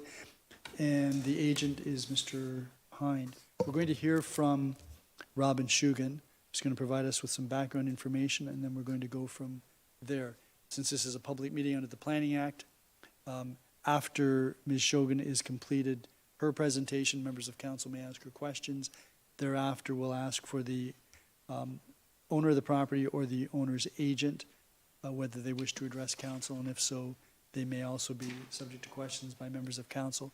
I will then ask if there's anyone in the audience other than the developer, property owner, who wishes to speak in support of the application, and then I'll ask if there's anyone who wishes to speak in opposition or to raise questions for council to consider. Any of those individuals would be subject to any questions by members of council. When that's completed, I'll ask Mr. Patton if there's anyone in the digital waiting room who wishes to speak on any of those points. And then finally, I'll go to the clerk in case there's any late correspondence that we've received with respect to the matter. And at that point, I'll declare the meeting closed, and we'll move on to deal with Report PDS 18-2024. So, having said all of that, Ms. Shugan, good evening, and please proceed. Good evening, Mayor Redekop, members of council, and the public. I am Robin Shugan, Junior Development Planner for the town of Fort Erie. The purpose of this public meeting is to provide information and recommendation for combined official plan and zoning bylaw amendment for the lands municipally known as 3085 Dominion Road. The applications were submitted by Urban Environments, Greg Hind, on behalf of the owners Michelle DiMartino, Frank Alessio, and Ravi Singh. The proposed official plan and zoning bylaw amendment in front of you this evening, the applicant seeks to redesignate the subject lands from commercial to low-density residential, and to rezone the lands from highway commercial to residential density 3 and residential density 3 site-specific, to permit three semi-detached dwelling units and 1 existing single detached dwelling unit. This proposal is also subject to future consent applications through the Committee of Adjustment in order to create the lots. So as council may be aware, a combined official plan and zoning bylaw amendment application is subject to a 120-day timeline under the Planning Act. The application was deemed complete January 26th. A public information open house was held March 5th. And here we are today, April 22nd, 2024, on day 87 for the public meeting and recommendation report. The neighborhood map indicates the surrounding land is predominantly residential, consisting of single detached dwelling units to the south, east, and west. North of the subject lands is zoned development, residential, and commercial, and just outside the built boundary are woodlands. The Ridgeway downtown core is approximately 1.8 kilometers my directions wrong, west of the subject lands, and the nearest neighborhood park, which is Bill Connolly Field, is located 525 meters southeast, and the Friendship Trail system is located approximately 200 meters south of the subject property. The subject lands are located on the south side of Dominion Road, west side of Bernard Avenue, within the Ridgeway Thunder Bay Secondary Plan Area. The lands are irregular shaped with a lot area of approximately 2,817.26 square meters and a lot frontage of approximately 55.26 meters along Dominion Road. The aerial photo from 2020 shows the former restaurant building on site. However, the structure has since been demolished in 2023. The existing single detached dwelling unit remains on site and will be part of the proposed development. A site inspection was conducted by Planning Services. Here we have the south view along Dominion Road, where we can see the vacant area of the lot and the existing single detached dwelling unit. This is the southwest view from Bernard Avenue. The west view from Bernard Avenue.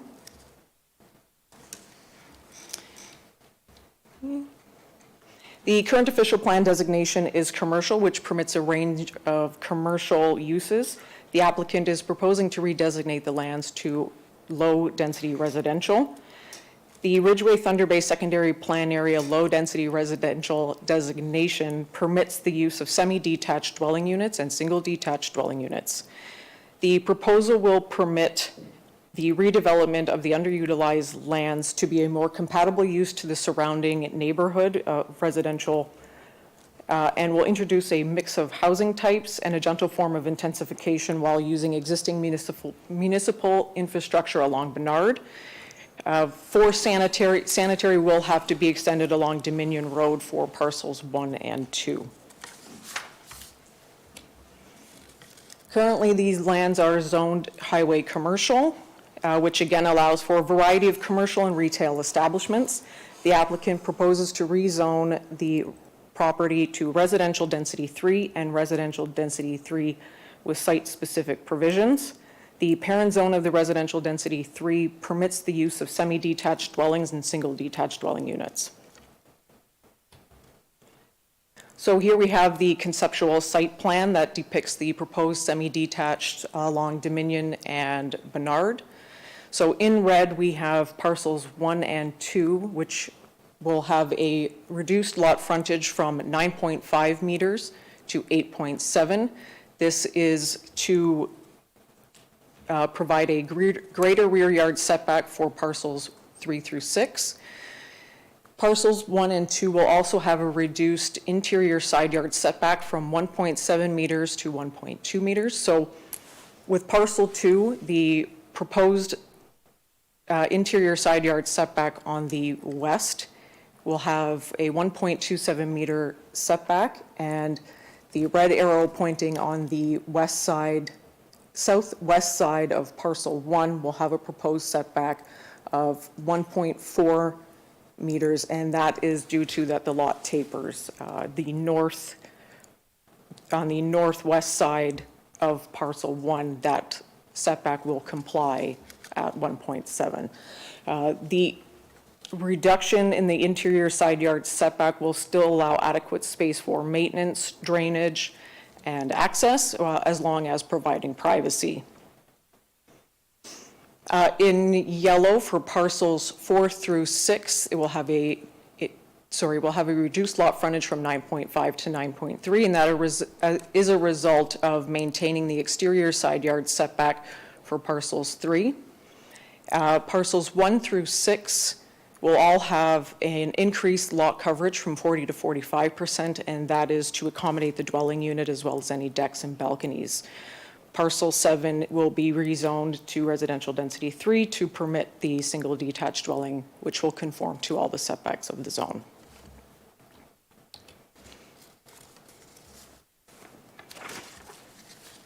The zoning bylaw amendment to permit the semi-detached dwelling units will result in 3 zones to accommodate for the site-specific requests of the proposal. Parcels 1 and 2 will be rezoned residential density 3 site-specific A. Parcels 3 through 6 will be zoned residential density 3 site-specific B. And parcel 7 will be parcel 7 will be residential density 3 to permit the single detached dwelling. Here we have the proposed elevations that the applicant has provided. The elevations are to complement the existing built form of the neighborhood. On March 5th, Planning Services held an open house. Comments received were in regards to construction of operation hours, affordability of new dwellings, and density. So in conclusion, it is of the opinion of Planning Services that the proposed official plan and zoning bylaw amendment conforms to provincial, regional, town planning policies and will provide more housing options, a gentle form of intensification, and a more appropriate and similar land use to the surrounding area. Thank you. Thank you very much, Ms. Shugan. Do any members of council have any questions?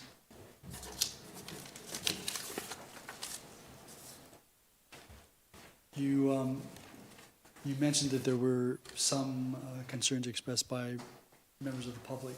How are they dealt with?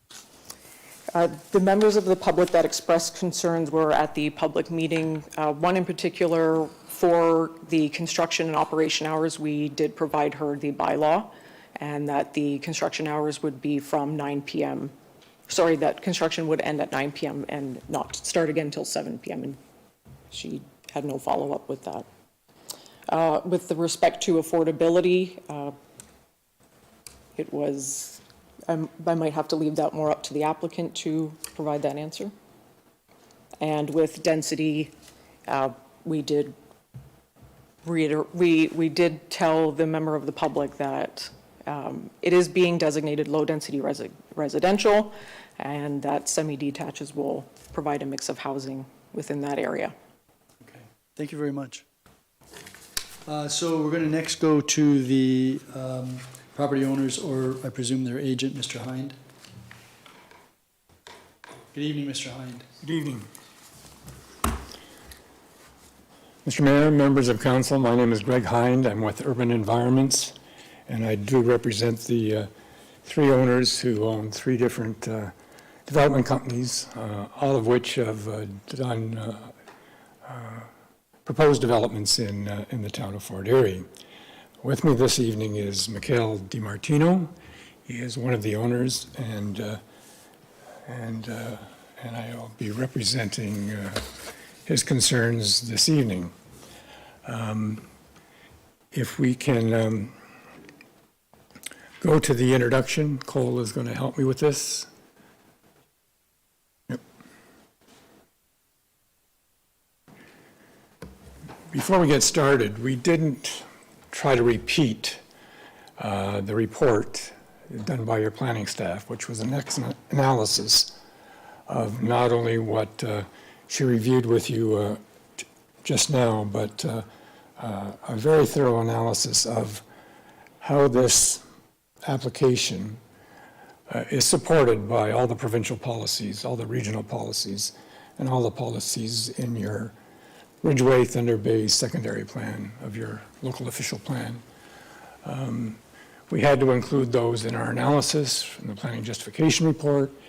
They're reflected in the report before you this evening. Instead of reviewing that, we did an urban design review of the site, of the neighborhood, and this analysis was used to analyze the appropriateness of the redevelopment of the site from commercial to residential. The analysis included a form, a fit, and a function analysis. The subject land is part of the Ridgeway Thunder Bay planning area and is identified as one of the gateways at the Dominion Bernard intersection. A gateway designation in your official plan has to stand for something. And we took a look at it as being very, very reflective of what's ahead as they travel into Ridgeway, what's ahead for them as they travel south towards the lake, and of course the other north direction and east direction.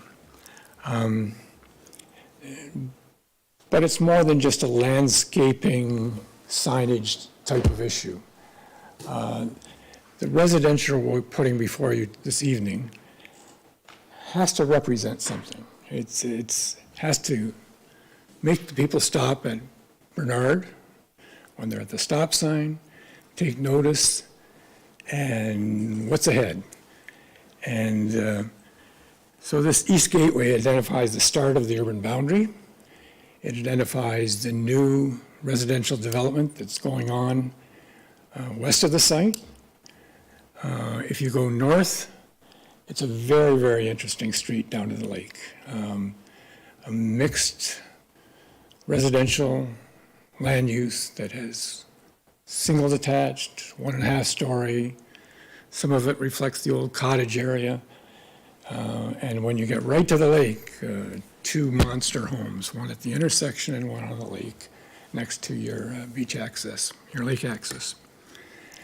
So it really is a mixture. What we're putting forward, and you saw the elevation drawings, is that eventually a lot of these older homes will be great candidate sites for a redevelopment along that street. We'd like to influence what that redevelopment and how it takes shape. What we've provided to you this evening is what we call a coastal lakefront type of approach to it. It's that way because of the building materials we're using, the type of board-on-board cover we're putting on that, the roof shapes, and hopefully it will influence what happens south of the site. On either side of the subject lands, east of the intersection, of course, we have rural residential. But we also have an electrical services operation right at the corner. And we have to be cognizant of that just from a traffic movement point of view. So we've worked with the Niagara Region, actually, to position our driveways, worked with your town staff to position our driveways to lessen the impact on the street. There's mutual drives in certain situations. We've pulled the driveways back from the intersection so that good sight lines exist along that intersection. And we want this redevelopment of the site to reflect a new housing paradigm along with respecting some of the older buildings. And how do we do that? We make sure we have traditional roof shapes, the building materials we use, and the palette we apply to the outer layer. The form, it should reflect the developments along Dominion as well as the village design. The common design elements of the surrounding neighborhood reflected in semi-design include roof shapes, the building height, the reduced front yard setbacks, the wraparound porches at the corner, and the 2-story balconies for eyes only on the public realm. We think the development will have a traffic calming device, it will, with the increased landscaping and the compact form of development, we hope it slows down the traffic along Dominion, that's for sure. The semi-detached building's front facade reflects many of the new single developments going on in your new development in Ridgeway. And the maximum ground floor area of this site is 224 meters squared, which includes the garage. So what we're creating is similar roof shapes, compact development, an articulation of wraparound porches at this intersection, and something that will be very reflective of a gateway entrance. The fit, it's a compact form of development. It provides housing diversification, designed at the intersection. The rear yards are generous to provide appropriate activity areas for families. We intend to use awning-style windows between the buildings, fencing and landscape for privacy, and the balconies and decks positioned at both the front and the rear, not to overlook neighbors' rear yards. The existing detached dwelling will be restored. We've started on the inside already to provide diversity of housing type at the intersection. Once we review this, you had this introduced to your staff a number of years ago, this development. The intent was to destroy that house, to demolish it. We reviewed it and said it's worth keeping. It's got good bones, it can be restored, and it provides a nice transition along Bernard from what we're doing to existing residential, and it provides a great buffer between the neighboring lot and the new development. In fact, one of the persons who complained about the operation hours, she owns the house and rents it out, and once we explained to her what we were trying to do, I think we satisfied her concerns in regards to density and the transition area. The function of this intersection played a key role in the design of the development. The redevelopment of the site for residential rather than commercial will function in a safer manner in regards to traffic and pedestrian conflicts. The proposed 6 semis will not only calm traffic, but serve as an important gateway design element. The removal of the commercial designation will assist in stabilizing the business district of Ridgeway. And the zoning regulations serve to protect land values in this area. In the proximity to the rural areas, the Ridgeway urban development area, and to Lake Erie shoreline, the proposed coastal traditional design is certainly appropriate in our opinion. We've provided you a summary of findings, but they're just a repeat of what you heard from your staff and what you heard from me prior. So I'm available for questions if there are any. Thank you very much, Mr. Hind. I can't tell whether I enjoy your presentations because they're so thoughtful or because they generally agree with what I'm thinking. Thank you very much. Any members of council have any questions of Mr. Hind? Councillor Flagg? Thank you, Your Worship. And thank you for your presentation, Mr. Hind. I always find something as a takeaway. Just wondering if your clients will be the individuals building this as well, and what type of timeline you feel that would be done in? It will not be done in 2024. They're the same individuals that are behind the semi-detached proposal that we introduced to you on Idlewild, the modern type of semis. We still have a lengthy process to go with site plan agreements and consents on this property. It will take us the rest of the year probably to get a good site plan agreement in place with your staff and with you. We're shooting for a building date and combining the two projects for certain efficiencies, but we will be building it, and we will be building it in 2025. Thank you, I appreciate that.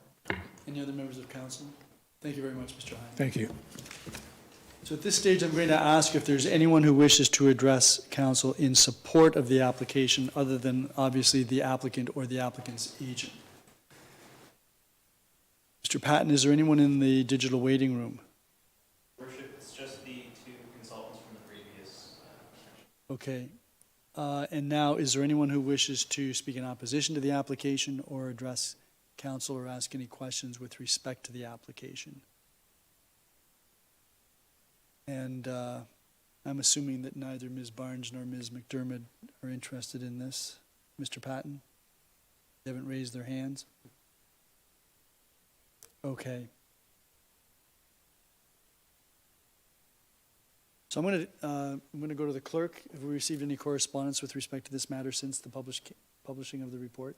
No written comments were received, Your Worship. Okay, then I'm going to declare this public meeting closed, and I'm going to go to report PDS 18-2024, and I believe Councillor Christensen, you have that? Yes, Your Worship. Through you, moved by myself and seconded by Councillor McDermott, that Council approves the amendment to the town's consolidated 2021 official plan as detailed in the report PDS 18-2024 for the lands known as 3085 Dominion Road, and further that council approves the amendment to the town's zoning bylaw 12990 as detailed in report PDS 18-2024 for the lands known as 3085 Dominion Road, and further that council directs staff to submit the necessary bylaws. Are there any questions or comments? Councillor Dubanow. Yeah, thank you, Your Worship. And just a quick comment. I want to echo your sentiment about Mr. Hines' presentations. They're always very thoughtful, very well put together, takes a lot of consideration into the factors. There was another presentation that I had the conflict on, but I heard it as a member of the public, and he's always very thoughtful in what he does. But just a quick comment with this one here. I'm just pleased to see we've had so many townhomes proposals come into the community. You know, we see a lot of singles, we see a lot of townhomes. It seems almost like we are losing the middle with the semi-detached build form, which provides kind of that middle space and size. And our housing strategy, or sorry, our housing needs assessment that we did, I think it was back in 2019, actually outlined the need for that type of build form, and we haven't seen much of it. So I'm pleased to see this. I think it is probably within a community like this, probably the definition of what you can call gentle density. You're not running into rows and rows of townhomes. It's not a subdivision that they're trying to ram townhomes in, but it is trying to find a way to better utilize available land space in a way that is typically consistent with a single-family home, just a little wider second driveway. You remove that one side yard, allows better use of the space. So I'm pleased to see this. I think it's helping to balance out the kind of the housing inventory that we're seeing built in Fort Erie. And I certainly would like to see more of this rather than more townhomes, just because we have so many. So that's my comment, Your Worship. Thank you. And I know you're familiar with the development of semis just to the west. South Ridge Meadows. Yeah. Yep. Okay, anyone else? Councillor Christensen. I wanted to thank and express my appreciation for Mr. Hines and his client's plan. Infill is very tricky, and it's both a science and an art from a planning perspective, both in terms of matching the community, leading from the past into the future in terms of materials used, cladding, design, that kind of thing. And yes, I would agree with Councillor Dubanow and the Mayor. This approach, for me, the science infill is really well met in this proposal. So thank you. Any other members of council? Ms. Duwaria, at this stage of the game, or maybe Ms. Shugan, do we know whether there will be open ditches or whether there'll be closed storm sewers on this corner? Do we know that? Your Worship, it's my understanding the region would be upgrading Dominion Road, and they would be redone to urban standards, and so there would not be open ditches. There would be storm sewers along that stretch of Dominion. I see that the report suggests that the town would take cash in lieu for payment for future sidewalk construction, as opposed to simply building the sidewalks. And for what it's worth, see the CAO is gone. This is a 6-unit development, and I would think that we would be wiser to get the sidewalks constructed when these units are constructed, so we don't run into a problem of having people not wanting sidewalks 5 years or 6 years from now. So and the other thing is, if the developer is required to do the construction of the sidewalk now, can probably do it cheaper than we would do it whenever down the road, and whatever amount of money we would get as cash in lieu of payment, that will, its value will erode as time passes on. So I would really like to see the sidewalks built when the houses are built. I don't have any other questions, and I shouldn't have made a comment either. So Councillor Flagg is kind of monitoring me. If there are no other questions or comments, Councillor Lewis? Just further to your point on the sidewalks, is that something that we should deal with this evening with this? I don't think Or- we need to do that unless Ms. Dilwaria suggests that we should make that a specific recommendation as part of this So- report recommendation. Your worship, we would be collecting cash in lieu for sidewalk as part of the consent application, but it would be helpful if council can make a motion that instead of collecting cash in lieu, the developer would be obligated to construct the sidewalks. Councillor Lewis, did you want to make that motion? Since I support sidewalks, absolutely. And Councillor Christensen, did you want to second that? Okay, so that's on the floor. Do you have that, Mr. Todd? Okay, any questions or comments on that? All those in favor? None opposed, that is carried. Anything further by anyone? If not, I'm going to call the question on the amended recommendation. All those in favor? That is carried. Thank you very much, Mr. Hind, again. We're so generous in our laudits because you agree with us. So when you come forward with something that don't expect. Let's hope not. Let's hope not. Okay, that takes us to the consent agenda. Are there any items that anyone wishes removed from the consent agenda? If not, then Councillor McDermott, you have the resolution for the consent agenda. Thank you, Your Worship. Moved by myself, seconded by Councillor Christensen. The council approves the consent agenda as recommended. Any questions or comments? Last time. On the consent agenda, yes, please. Thank you. Thank you, Your Worship. Just one, well, I'll make one comment.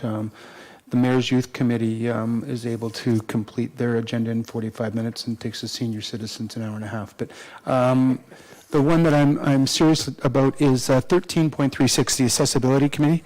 In the minutes, it just says that everyone was in attendance. And I'm just hoping that maybe in the future we can have the actual roll on those minutes. Thank you. Yeah, that's a good point. Yeah, the youth are always in a hurry. Sorry.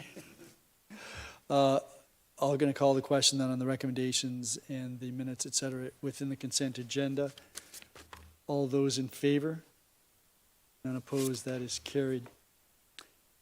That then takes us to reports, and Councillor Flagg, you have the recommendation with respect to report PDS 19-2024. I do, Your Worship. Moved by myself, seconded by Councillor Dubanow, that council approves the designation of 304 Ridge Road North as outlined in the report for architectural, historical, and contextual attributes and reasons under Part 4 of the Ontario Heritage Act pursuant to the recommendation of the Museum and Cultural Heritage Advisory Committee, and further, that council directs staff to prepare the designation bylaw and provide notice of intention to designate in accordance with the Ontario Heritage Act.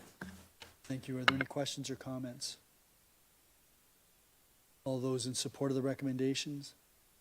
None opposed, that is carried. That takes us then to PDS 20-2024, and Councillor McDermott, you have the resolution for that. That's 164 Point Avenue Road. Thank you, Your Worship. Moved by myself, seconded by Councillor Christensen. The council approves the designation of 164 Point Avenue Road South as outlined in this report, where the architectural, historical, and contextual attributes and reasons under Part 4 of the Ontario Heritage Act pursuant to the recommendation of the Museum and Cultural Heritage Advisory Committee, and further that council directs staff to prepare a designation bylaw and provide notice of intention to designate in accordance with the Ontario Heritage Act. Thank you very much. Are there any questions or comments? I should say that I find these reports very interesting. I find the research done by ARA extremely interesting and well done, and it really provides some significant background to who the people are that are quite of great interest in our community. And I find that the names seem to be intertwined here, and some of the history of how they came to this area is quite interesting as well. So I just found this all extremely interesting.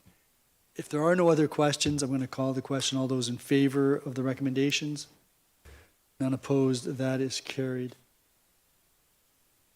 That then takes us to report PDS 2121, and that's Councillor Dubanow. Yes, Your Worship, moved by myself and seconded by Councillor Flagg, that council approves the designation of 3555 Yacht Harbor Road as outlined in this report for architectural, historical, and contextual attributes and reasons under Part 4 of the Ontario Heritage Act pursuant to the recommendation of the Museum and Cultural Heritage Advisory Committee, and further, that council directs staff to prepare a designation bylaw and provide notice of intention to designate in accordance with the Ontario Heritage Act. Are there any questions or comments with respect to this report? Councillor Dubanow. Yeah, Your Worship, just a quick comment, and it's actually quite fitting that I was able to move this. This has been a property that has been on the radar of the Museum and Cultural Heritage Advisory Committee for quite some time. It's my understanding, and I haven't spoken to them recently, but it's my understanding the owners are actually supportive of this. This is a magnificent home on the lake. It's on a private road, so not a lot of residents have an opportunity to see it. But I don't want to take away from the other designations we're doing. They're all important. But this particular house, just viewing it from a vantage point on the lake is something else. And I'm very pleased that we're going to move forward with designation on this. And those were my comments, Your Worship. Yeah, this is a particularly interesting property in the sense that it covers a significant portion of the history of this particular area. And so, yes, it is very gratifying if we pass this resolution and designate this property. All those in favor? None opposed, that is carried. The next report, PDS 2224, is owned by individuals that communicated with us on Sunday, and they're having some concerns with respect to the designation. I would ask if we can adjourn, if we can put this over to the next committee meeting, which would be May the 13th. Sorry, Councillor Flagg, you had it. I think it's May the 13th. May the 13th. So that we can have some discussions with the property owner and May the 13th. Anyone willing to do that? Councillor Dubanow, do I have a seconder for that? Councillor Lewis. So this report then would be, if this is passed, put over to the May 13th committee meeting so that we can have an opportunity to have some further discussion with the property owners. All those in favor? Unopposed, that is carried. That then takes us to report PDS 23. Councillor Flagg, you have that resolution.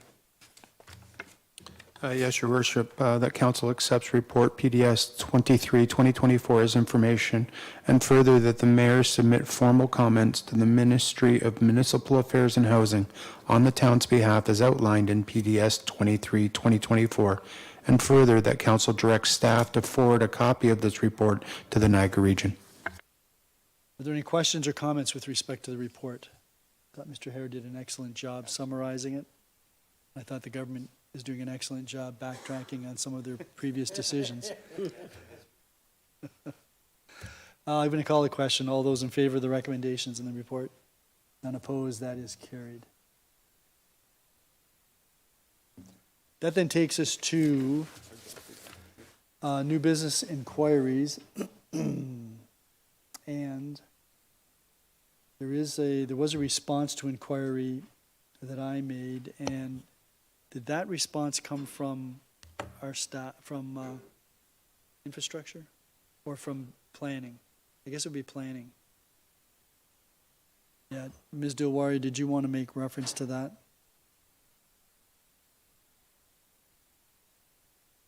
Repeat the question. Yes, it's the response to inquiry under new business that relates to, it's item 15.1 on our agenda. Yep. has to do with a request that I made a couple of years ago, only to find out that apparently everything's in order. Ms. Dilwaria? So, we took this this is a response to the inquiry that you had made, and right now, town staff is working on updating few of the bylaws. Generally, we don't have a problem when it's a developer who is working on a subdivision. We don't have an issue with mud tracking, but there have been some instances when we have an issue. But we would look at it more comprehensively once we would update the other bylaw. One is a traffic bylaw, one is the building bylaw that we would be updating, and those issues would be resolved at that stage. So as of now, this memo is basically saying that once we would be updating those bylaws, we would have a better handle on those issues, but more or less, our staff is able to take care of the mud tracking, which occurs on our streets. Do we have any indication as to when we might see some of these amendments? I'm hoping this year, Your Worship. Traffic bylaw, that's with the infrastructure services, but the other two, we can definitely look into getting it done this year. I think that would be prudent. Thank you. Any questions by any members of council with respect to that response to inquiry? If not, then I'm going to go to the next item, which is a resolution by Councillor Dubanow. Yes, Your Worship. Moved by myself and seconded by Councillor Flagg that council accepts the resignation of Carol Walpole from the Museum and Cultural Heritage Advisory Committee, and further that council directs staff to proceed with filling the vacancies in accordance with the procedural bylaw. Thank you. Are there any questions or comments other than my disappointment? Councillor Dubanow. Yeah, Your Worship, I want to echo that same disappointment, and I don't want to take away from her because Carol's been a very excellent member of the committee. I remember she applied for the committee before I was on council because I said you should apply for that. I thought you think it would be interesting. She's has a lot going on right now, recently retired, doing a lot of traveling and other such things. I've been discouraging her from resigning from the committee, but I respect her choice, and it's one of those individuals where she won't be there. We certainly can follow up with someone else, but we'll never be able to replace her. And those were just my comments. Thank you, Your Worship. Yeah, I quite agree, and hopefully at some point in time, once she's had a chance to do some travel and get some rest, maybe we can entice her back. I'm going to call the question. All those in favor of the resolution? None opposed. That is carried. And that takes us into the next resolution, which is the proclamation of National Accessibility Week. Councillor Christensen. Thank you, Your Worship. Moved by myself, seconded by Councillor McDermott, that Council proclaims May 26th to June 1st, 2024 as National Accessibility Week. Are there any questions or comments? All those in favor? None opposed. That is carried. Are there any other inquiries or items of new business? If not, then we're going to go to motions. I have a motion on the floor, and I wonder, Councillor McDermott, if I could hand the chair to you while I do my motion. Certainly, Your Worship. Go ahead. Thank you. So I have a motion that I move, seconded by Councillor Flagg, that whereas in the past, the town of Fort Erie had a beautification committee and a communities in bloom committee, each of which was involved in efforts to improve the aesthetics of the community, and whereas each of those committees no longer exists as standalone entities, thereby leaving a vacuum in Fort Erie with respect to ongoing initiatives to maintain tidiness and address littering in the community. And whereas Communities in Bloom engaged residents and businesses alike to take pride in various aspects of the community to make it attractive to residents and visitors alike. And whereas these committees provided the impetus for a Don't Be a Litter Bug, Pumpkin Patch, Sunshine Club, Yellowfish, Plant a Row Grow, and Residential and Business Gardens Awards programs from time to time, now therefore be it resolved that Council directs staff to prepare a report as soon as practical for Council's consideration with respect to the following. 1, what actions the town currently is engaged in to reduce litter and refuse on public property within the town, including signage, communications, and allocation of resources. 2, resources available to the town to develop and promote a community program to encourage residents and visitors to keep Fort Erie tidy and clean of litter and refuse. 3, the elements of such a program that would maximize public, corporate, and agency engagement. 4, what potential partnerships may be available to facilitate such a program. 5, the elements of a media campaign to promote and encourage such a program.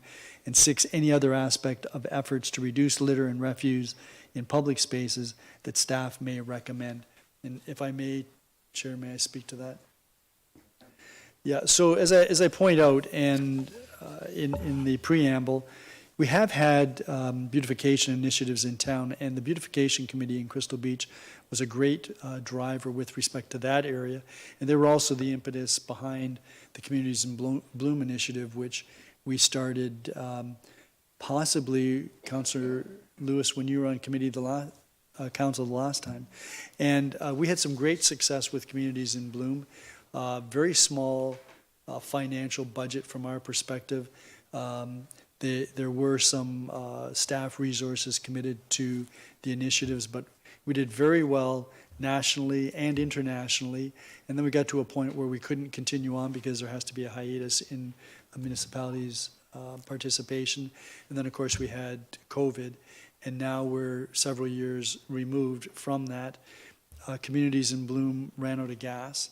I think that the community, I think that the town could provide greater support for that type of initiative in the future. And it may be the Communities in Bloom, again, it may not be the Communities in Bloom, but we definitely need to do something with respect to litter and refuse in the community.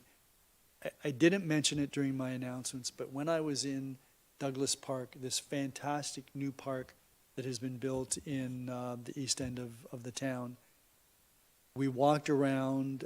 There's still some work to be done. There's some landscaping still to be done, what have you. But as we were walking around picking up the litter, I couldn't believe the amount of dog feces in the park. And there was a sign at one point, a little handmade sign by one of the neighbors that said something like, "We know who you are, we're watching, please pick up your dog crap." And, you know, as I was wandering around, I wasn't thinking that there's a lot of people that abuse that. Because, you know, if you have a dog and you take your dog out a couple of times a day, it doesn't take long for, especially if you use the same path, for that to accumulate.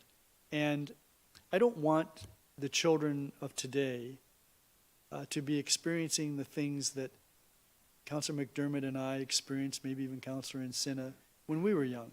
And, you know, you'd go out, you'd be playing on the sports field, you'd be playing pickup football or baseball. You know, you couldn't go out and come home without having to clean your shoes. I mean, let's face it. You had to hope that you didn't get tackled in it. But that's, you know, most people have tuned in. They're with the program. And there are some people that just aren't with the program. And they're not with the program on that, and they're not with the program on litter. I know I pick up, we all pick up sometimes, you know, cups from one of the fast food outlets. And to me, yeah, it's unfortunate. I don't think it says anything, though, about the fast food outlets. I think it says something about the people that go to the fast food outlets. And so, you know, maybe when I talk about engaging, you know, corporations, maybe we can get them engaged in, you know, helping us to post signs saying, you know, please don't discard these other than in a waste bin. So I have lots of thoughts about this. I think there are many, many people that would like to get involved. The fact that we had a number of groups and individuals participating in cleanups for Earth Day is fantastic. I'd like to see that carry on throughout the year. And I'm really hoping that members of council will support this. I'm hoping that staff will take up the challenge. We're trying to create a livable, walkable, attractive community. And this, I think, is part of that. The downside, of course, is that the more attractive we make it, the more people want to move here. The more people want to move here, the more of these developments we have to deal with. So, however, I would much prefer that we have that as a challenge as no one wanting to come here. So that's my spiel, Chair. Thank you for letting me get it off my chest. I think it's a very timely motion. Councillor Dubanow and then Councillor Lewis. Yeah, thank you, Mr. Chair, and through you, I want to thank the mayor for bringing this forward. It's certainly something that has been talked about a lot on social media. There's been a lot of, people commenting, but I think we need to put a foot forward and actually, take a lead here and encourage individuals, provide resources to them. I know a lot of times I see people comment and I mention, well, the staff will support you. You can go to town hall, we'll give you vests, we'll give you garbage bags, we'll do stuff like that. But not a lot of people know this, so I think we need to be more formalized and start, a formal process, not only to provide those resources, but also to create a culture where we don't dump garbage in a park. It's so unfortunate because I know exactly what you're talking about, Your Worship. Just on the issue of dogs, it's not, I personally find it's not just letting the dog do what it does and then walking away. It's also, you'll have individuals who will pick it up with a bag and, best of intentions, but the walk goes on for longer than they expect. They get tired of carrying it and that bag just drops, whether intentionally, unintentionally, or just doesn't get tied well enough and it's no longer an issue. One thing I hope we can do moving forward is perhaps, I know it's a challenge on the Friendship Trail with, household refuse and stuff going in there, but my thought has always been the easier you make it for someone to comply, the more likely you'll have full buy-in. So maybe going forward, if we look at, perhaps refuse bins or even small little bins just designed for, those wonderful multicolor bags we see, unfortunately, laying around at the side of the road sometimes. I think if we did have more of that available, we would see less of them because, individuals may be willing to carry it for so long, but then it becomes a burden and they don't want to put it in their pocket, and the next logical place is on the ground. If we have some places for them to put it so that they can be emptied and taken away, I think we'll find a lot of that issue will go away. And it may even encourage more individuals as well to actually pick up after their dogs, knowing they don't have to carry it with them for the next 3 kilometers or wherever they're going. I think that would be a worthwhile investment for the community, and I think that's something maybe IS or some others can have a discussion on what would be involved and costs, because I think that ties into this, and I think it's very important. Those were just my comments, Mr. Chair. Thank you. Thank you, Mr. Chair, and I will be supporting the motion, and thank you, Mayor Redekop, for bringing this forward. I think it's most timely. I know the local BIAs, like the Crystal Beach BIA, have recognized that beautification and community tidiness is an integral part of their BIA districts, but not only the BIAs, but the general community that they represent. I won't go on a reminiscing about a previous life sitting in the same seat a number of years ago, but there was the Don't Be a Litterbug campaign that I think was quite successful.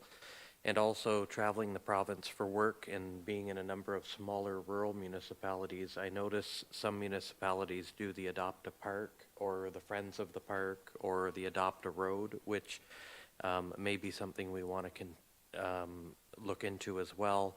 I do hear the concern about the dog refuge, but what I find even stranger is the people go to the effort of putting it in a bag and then they leave the bag on the floor, which is kind of like the people that walk around with the dental picks and leave them everywhere, because I've never seen them do it, but if you look, they are all over the place, and I don't know who these people are. But thank you for the motion, and I hope it is supported by council, and it sounds like it will be. Councillor Christensen? Yes, and through you, Chair, I'd also like to thank the mayor, reinforce the comments of Councillor Dubanow and Councillor Lewis. And I do want to put in a little bit of a boast for one of the businesses in Ridgeway who this weekend, after learning about the effort in Crystal Beach, has posted on a number of Ridgeway groups, including Ridgeway Rocks. Her name is Jennifer McCready. She runs Lady Luck Photography, so a big shout out. And 2 other businesses, the Frugal Dutchman, has offered to have garbage bags, and Fridays has offered small chips for people who participate. It's May 4th, and there's details on Facebook, whatever, but I really want to give a shout out to 3 of our local businesses who've stepped up, and I absolutely concur that the idea of pride in our community and with some tools such as additional bins can make a huge difference in what our community looks like. And I won't say anything about dogs because I've got 2 of them, and I do pick up, I do take it home, and I even pick up other people's poop. So, there. Your worship, did you? Well, Councillor Christensen, you just said something about dogs. You just said you have 2 and you pick up after them. So, Oh, did I say I wasn't going to say? Oh. that's what you said. Yes, so your comment about the businesses that are doing some of this stuff now, my way of thinking is if this resolution passes, whichever staff member is charged or staff members are charged with this, they would look to those groups and kind of build on stuff that we've already got going. And I do agree that the more bins would make it easier. And the other frustrating part, of course, is the people that use the bins that we have for their own personal garbage, which is always fascinating again, but we'll have to work on it. So hopefully this will pass.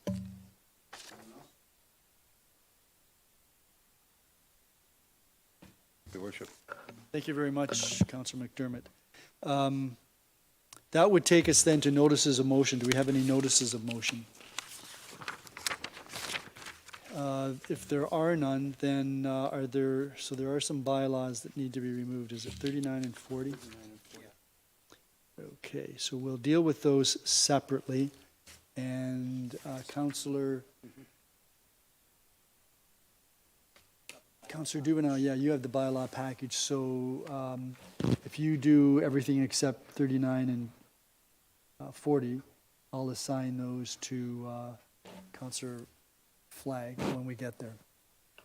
Sounds good, Your Worship. Thank you very much. Moved by myself and seconded by Councillor Flagg that the bylaw package containing 41-2024 to authorize the execution of a subdivision agreement with Ashton Homes Western Limited, Peacebridge Village Phase 4, 42-2024 to amend zoning bylaw number 12990 as amended, Alliston Woods Subdivision Phase 1, 43-2024 to amend zoning bylaw 12990 as amended, 146 Hahn Road and 0-19200 Hahn Road, 44-2024 to name 1447 Sharon Drive to High Point Park, 45-2024 to amend bylaw 106-2023 to revise the Affordable Housing Advisory Committee terms of reference, 46-2024 to amend bylaw 129-2023 to revise the Property Standards Committee terms of reference, 47-2024 to set the 2024 tax rates and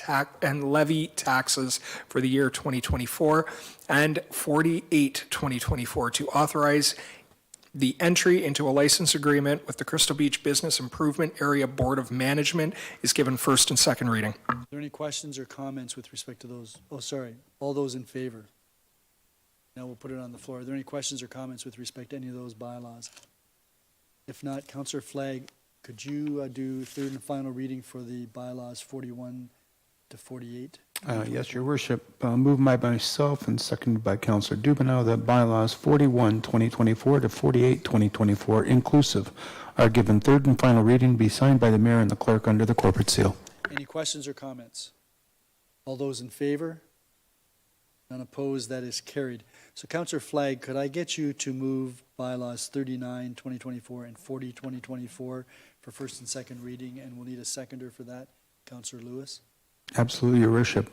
Moved by myself and seconded by Councillor Lewis that bylaws 39, 2024 to enact an amendment to the official plan adopted by bylaw 150-06 for the town of Fort Erie Planning Area Amendment 80-409 and 423 Walden Boulevard, Michael Stephian, owner, and 40, 2024, to amend zoning bylaw 129-90 as amended, 409 and 423 Walden Boulevard are given first and second reading.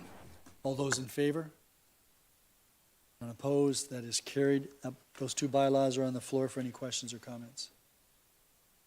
If none, Councillor Flagg, would you do third and final reading for those? And again, Councillor Lewis, you'd be happy to second that? Absolutely, Your Worship. Moved by myself and seconded by Councillor Lewis, that bylaw 39, 2024 and 40, 2024 are given third and final reading to be signed by the mayor and clerk under the corporate seal. Any questions or comments? All those in favor? Opposed? That is carried. And when I say none opposed, I acknowledge that Councillor Dubanow has declared a conflict. That takes us then to the confirmatory bylaw, first and second reading. Councillor Lewis. Sorry.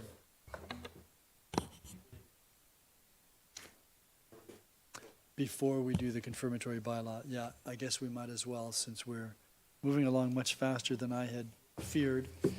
Okay, so Councillor, just to go back to the very beginning then, Councillor, yeah, we were already in we can go back into closed session. We just adjourned from closed session. So Councillor Dubanow had previously moved that we go into closed session. We're going to go back into closed session at 8:48, and we'll be back. I had you, but I didn't realize I'd do it before.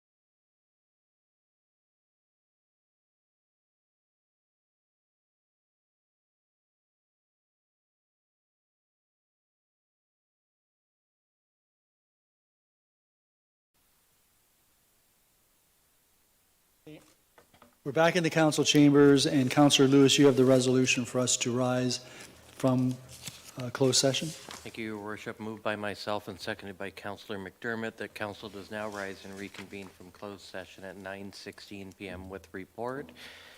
7.4, that council authorize staff to proceed as directed in closed session. 7.5, that council appoints Gina Gambin to the Committee of Adjustment for the term ending November the 14th, 2026, or until their successors are appointed. And further, 7.6, that council defer the item to the May 27th, 2024 council meeting.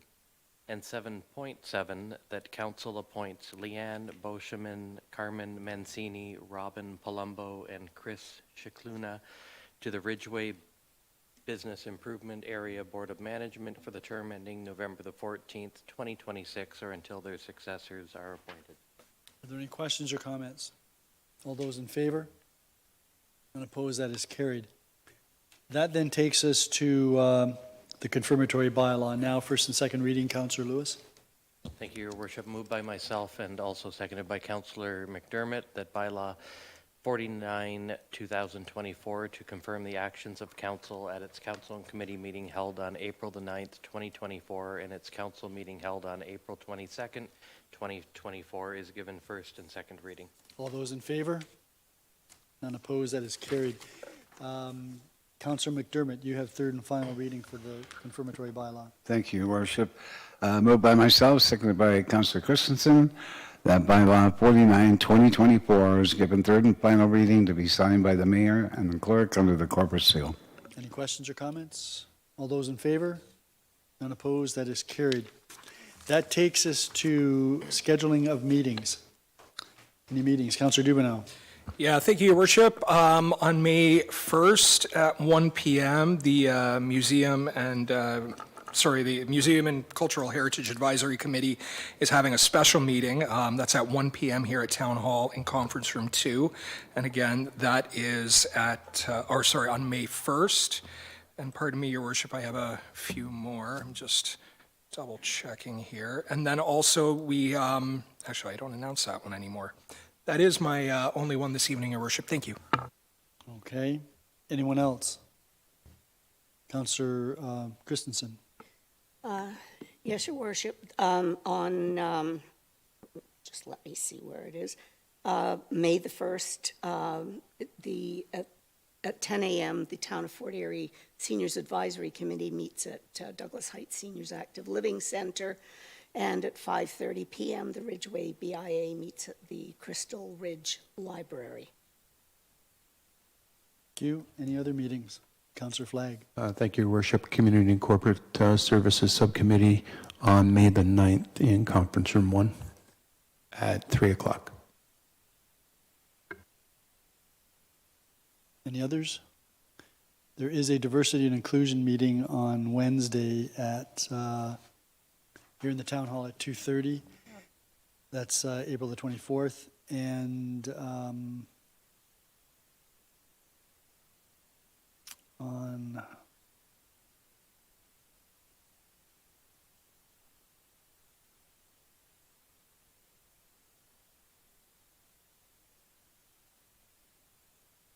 I think that's it for now. Okay, if there are no other meetings, then Councillor Dubanow, I'm going to go over to you. Yes, Your Worship. Moved by myself and seconded by Councillor Flagg that council adjourns at 9:20 p.m. to reconvene into a regular meeting of council on May 27th, 2024. All those in favor? None opposed? That is carried. Thank you all.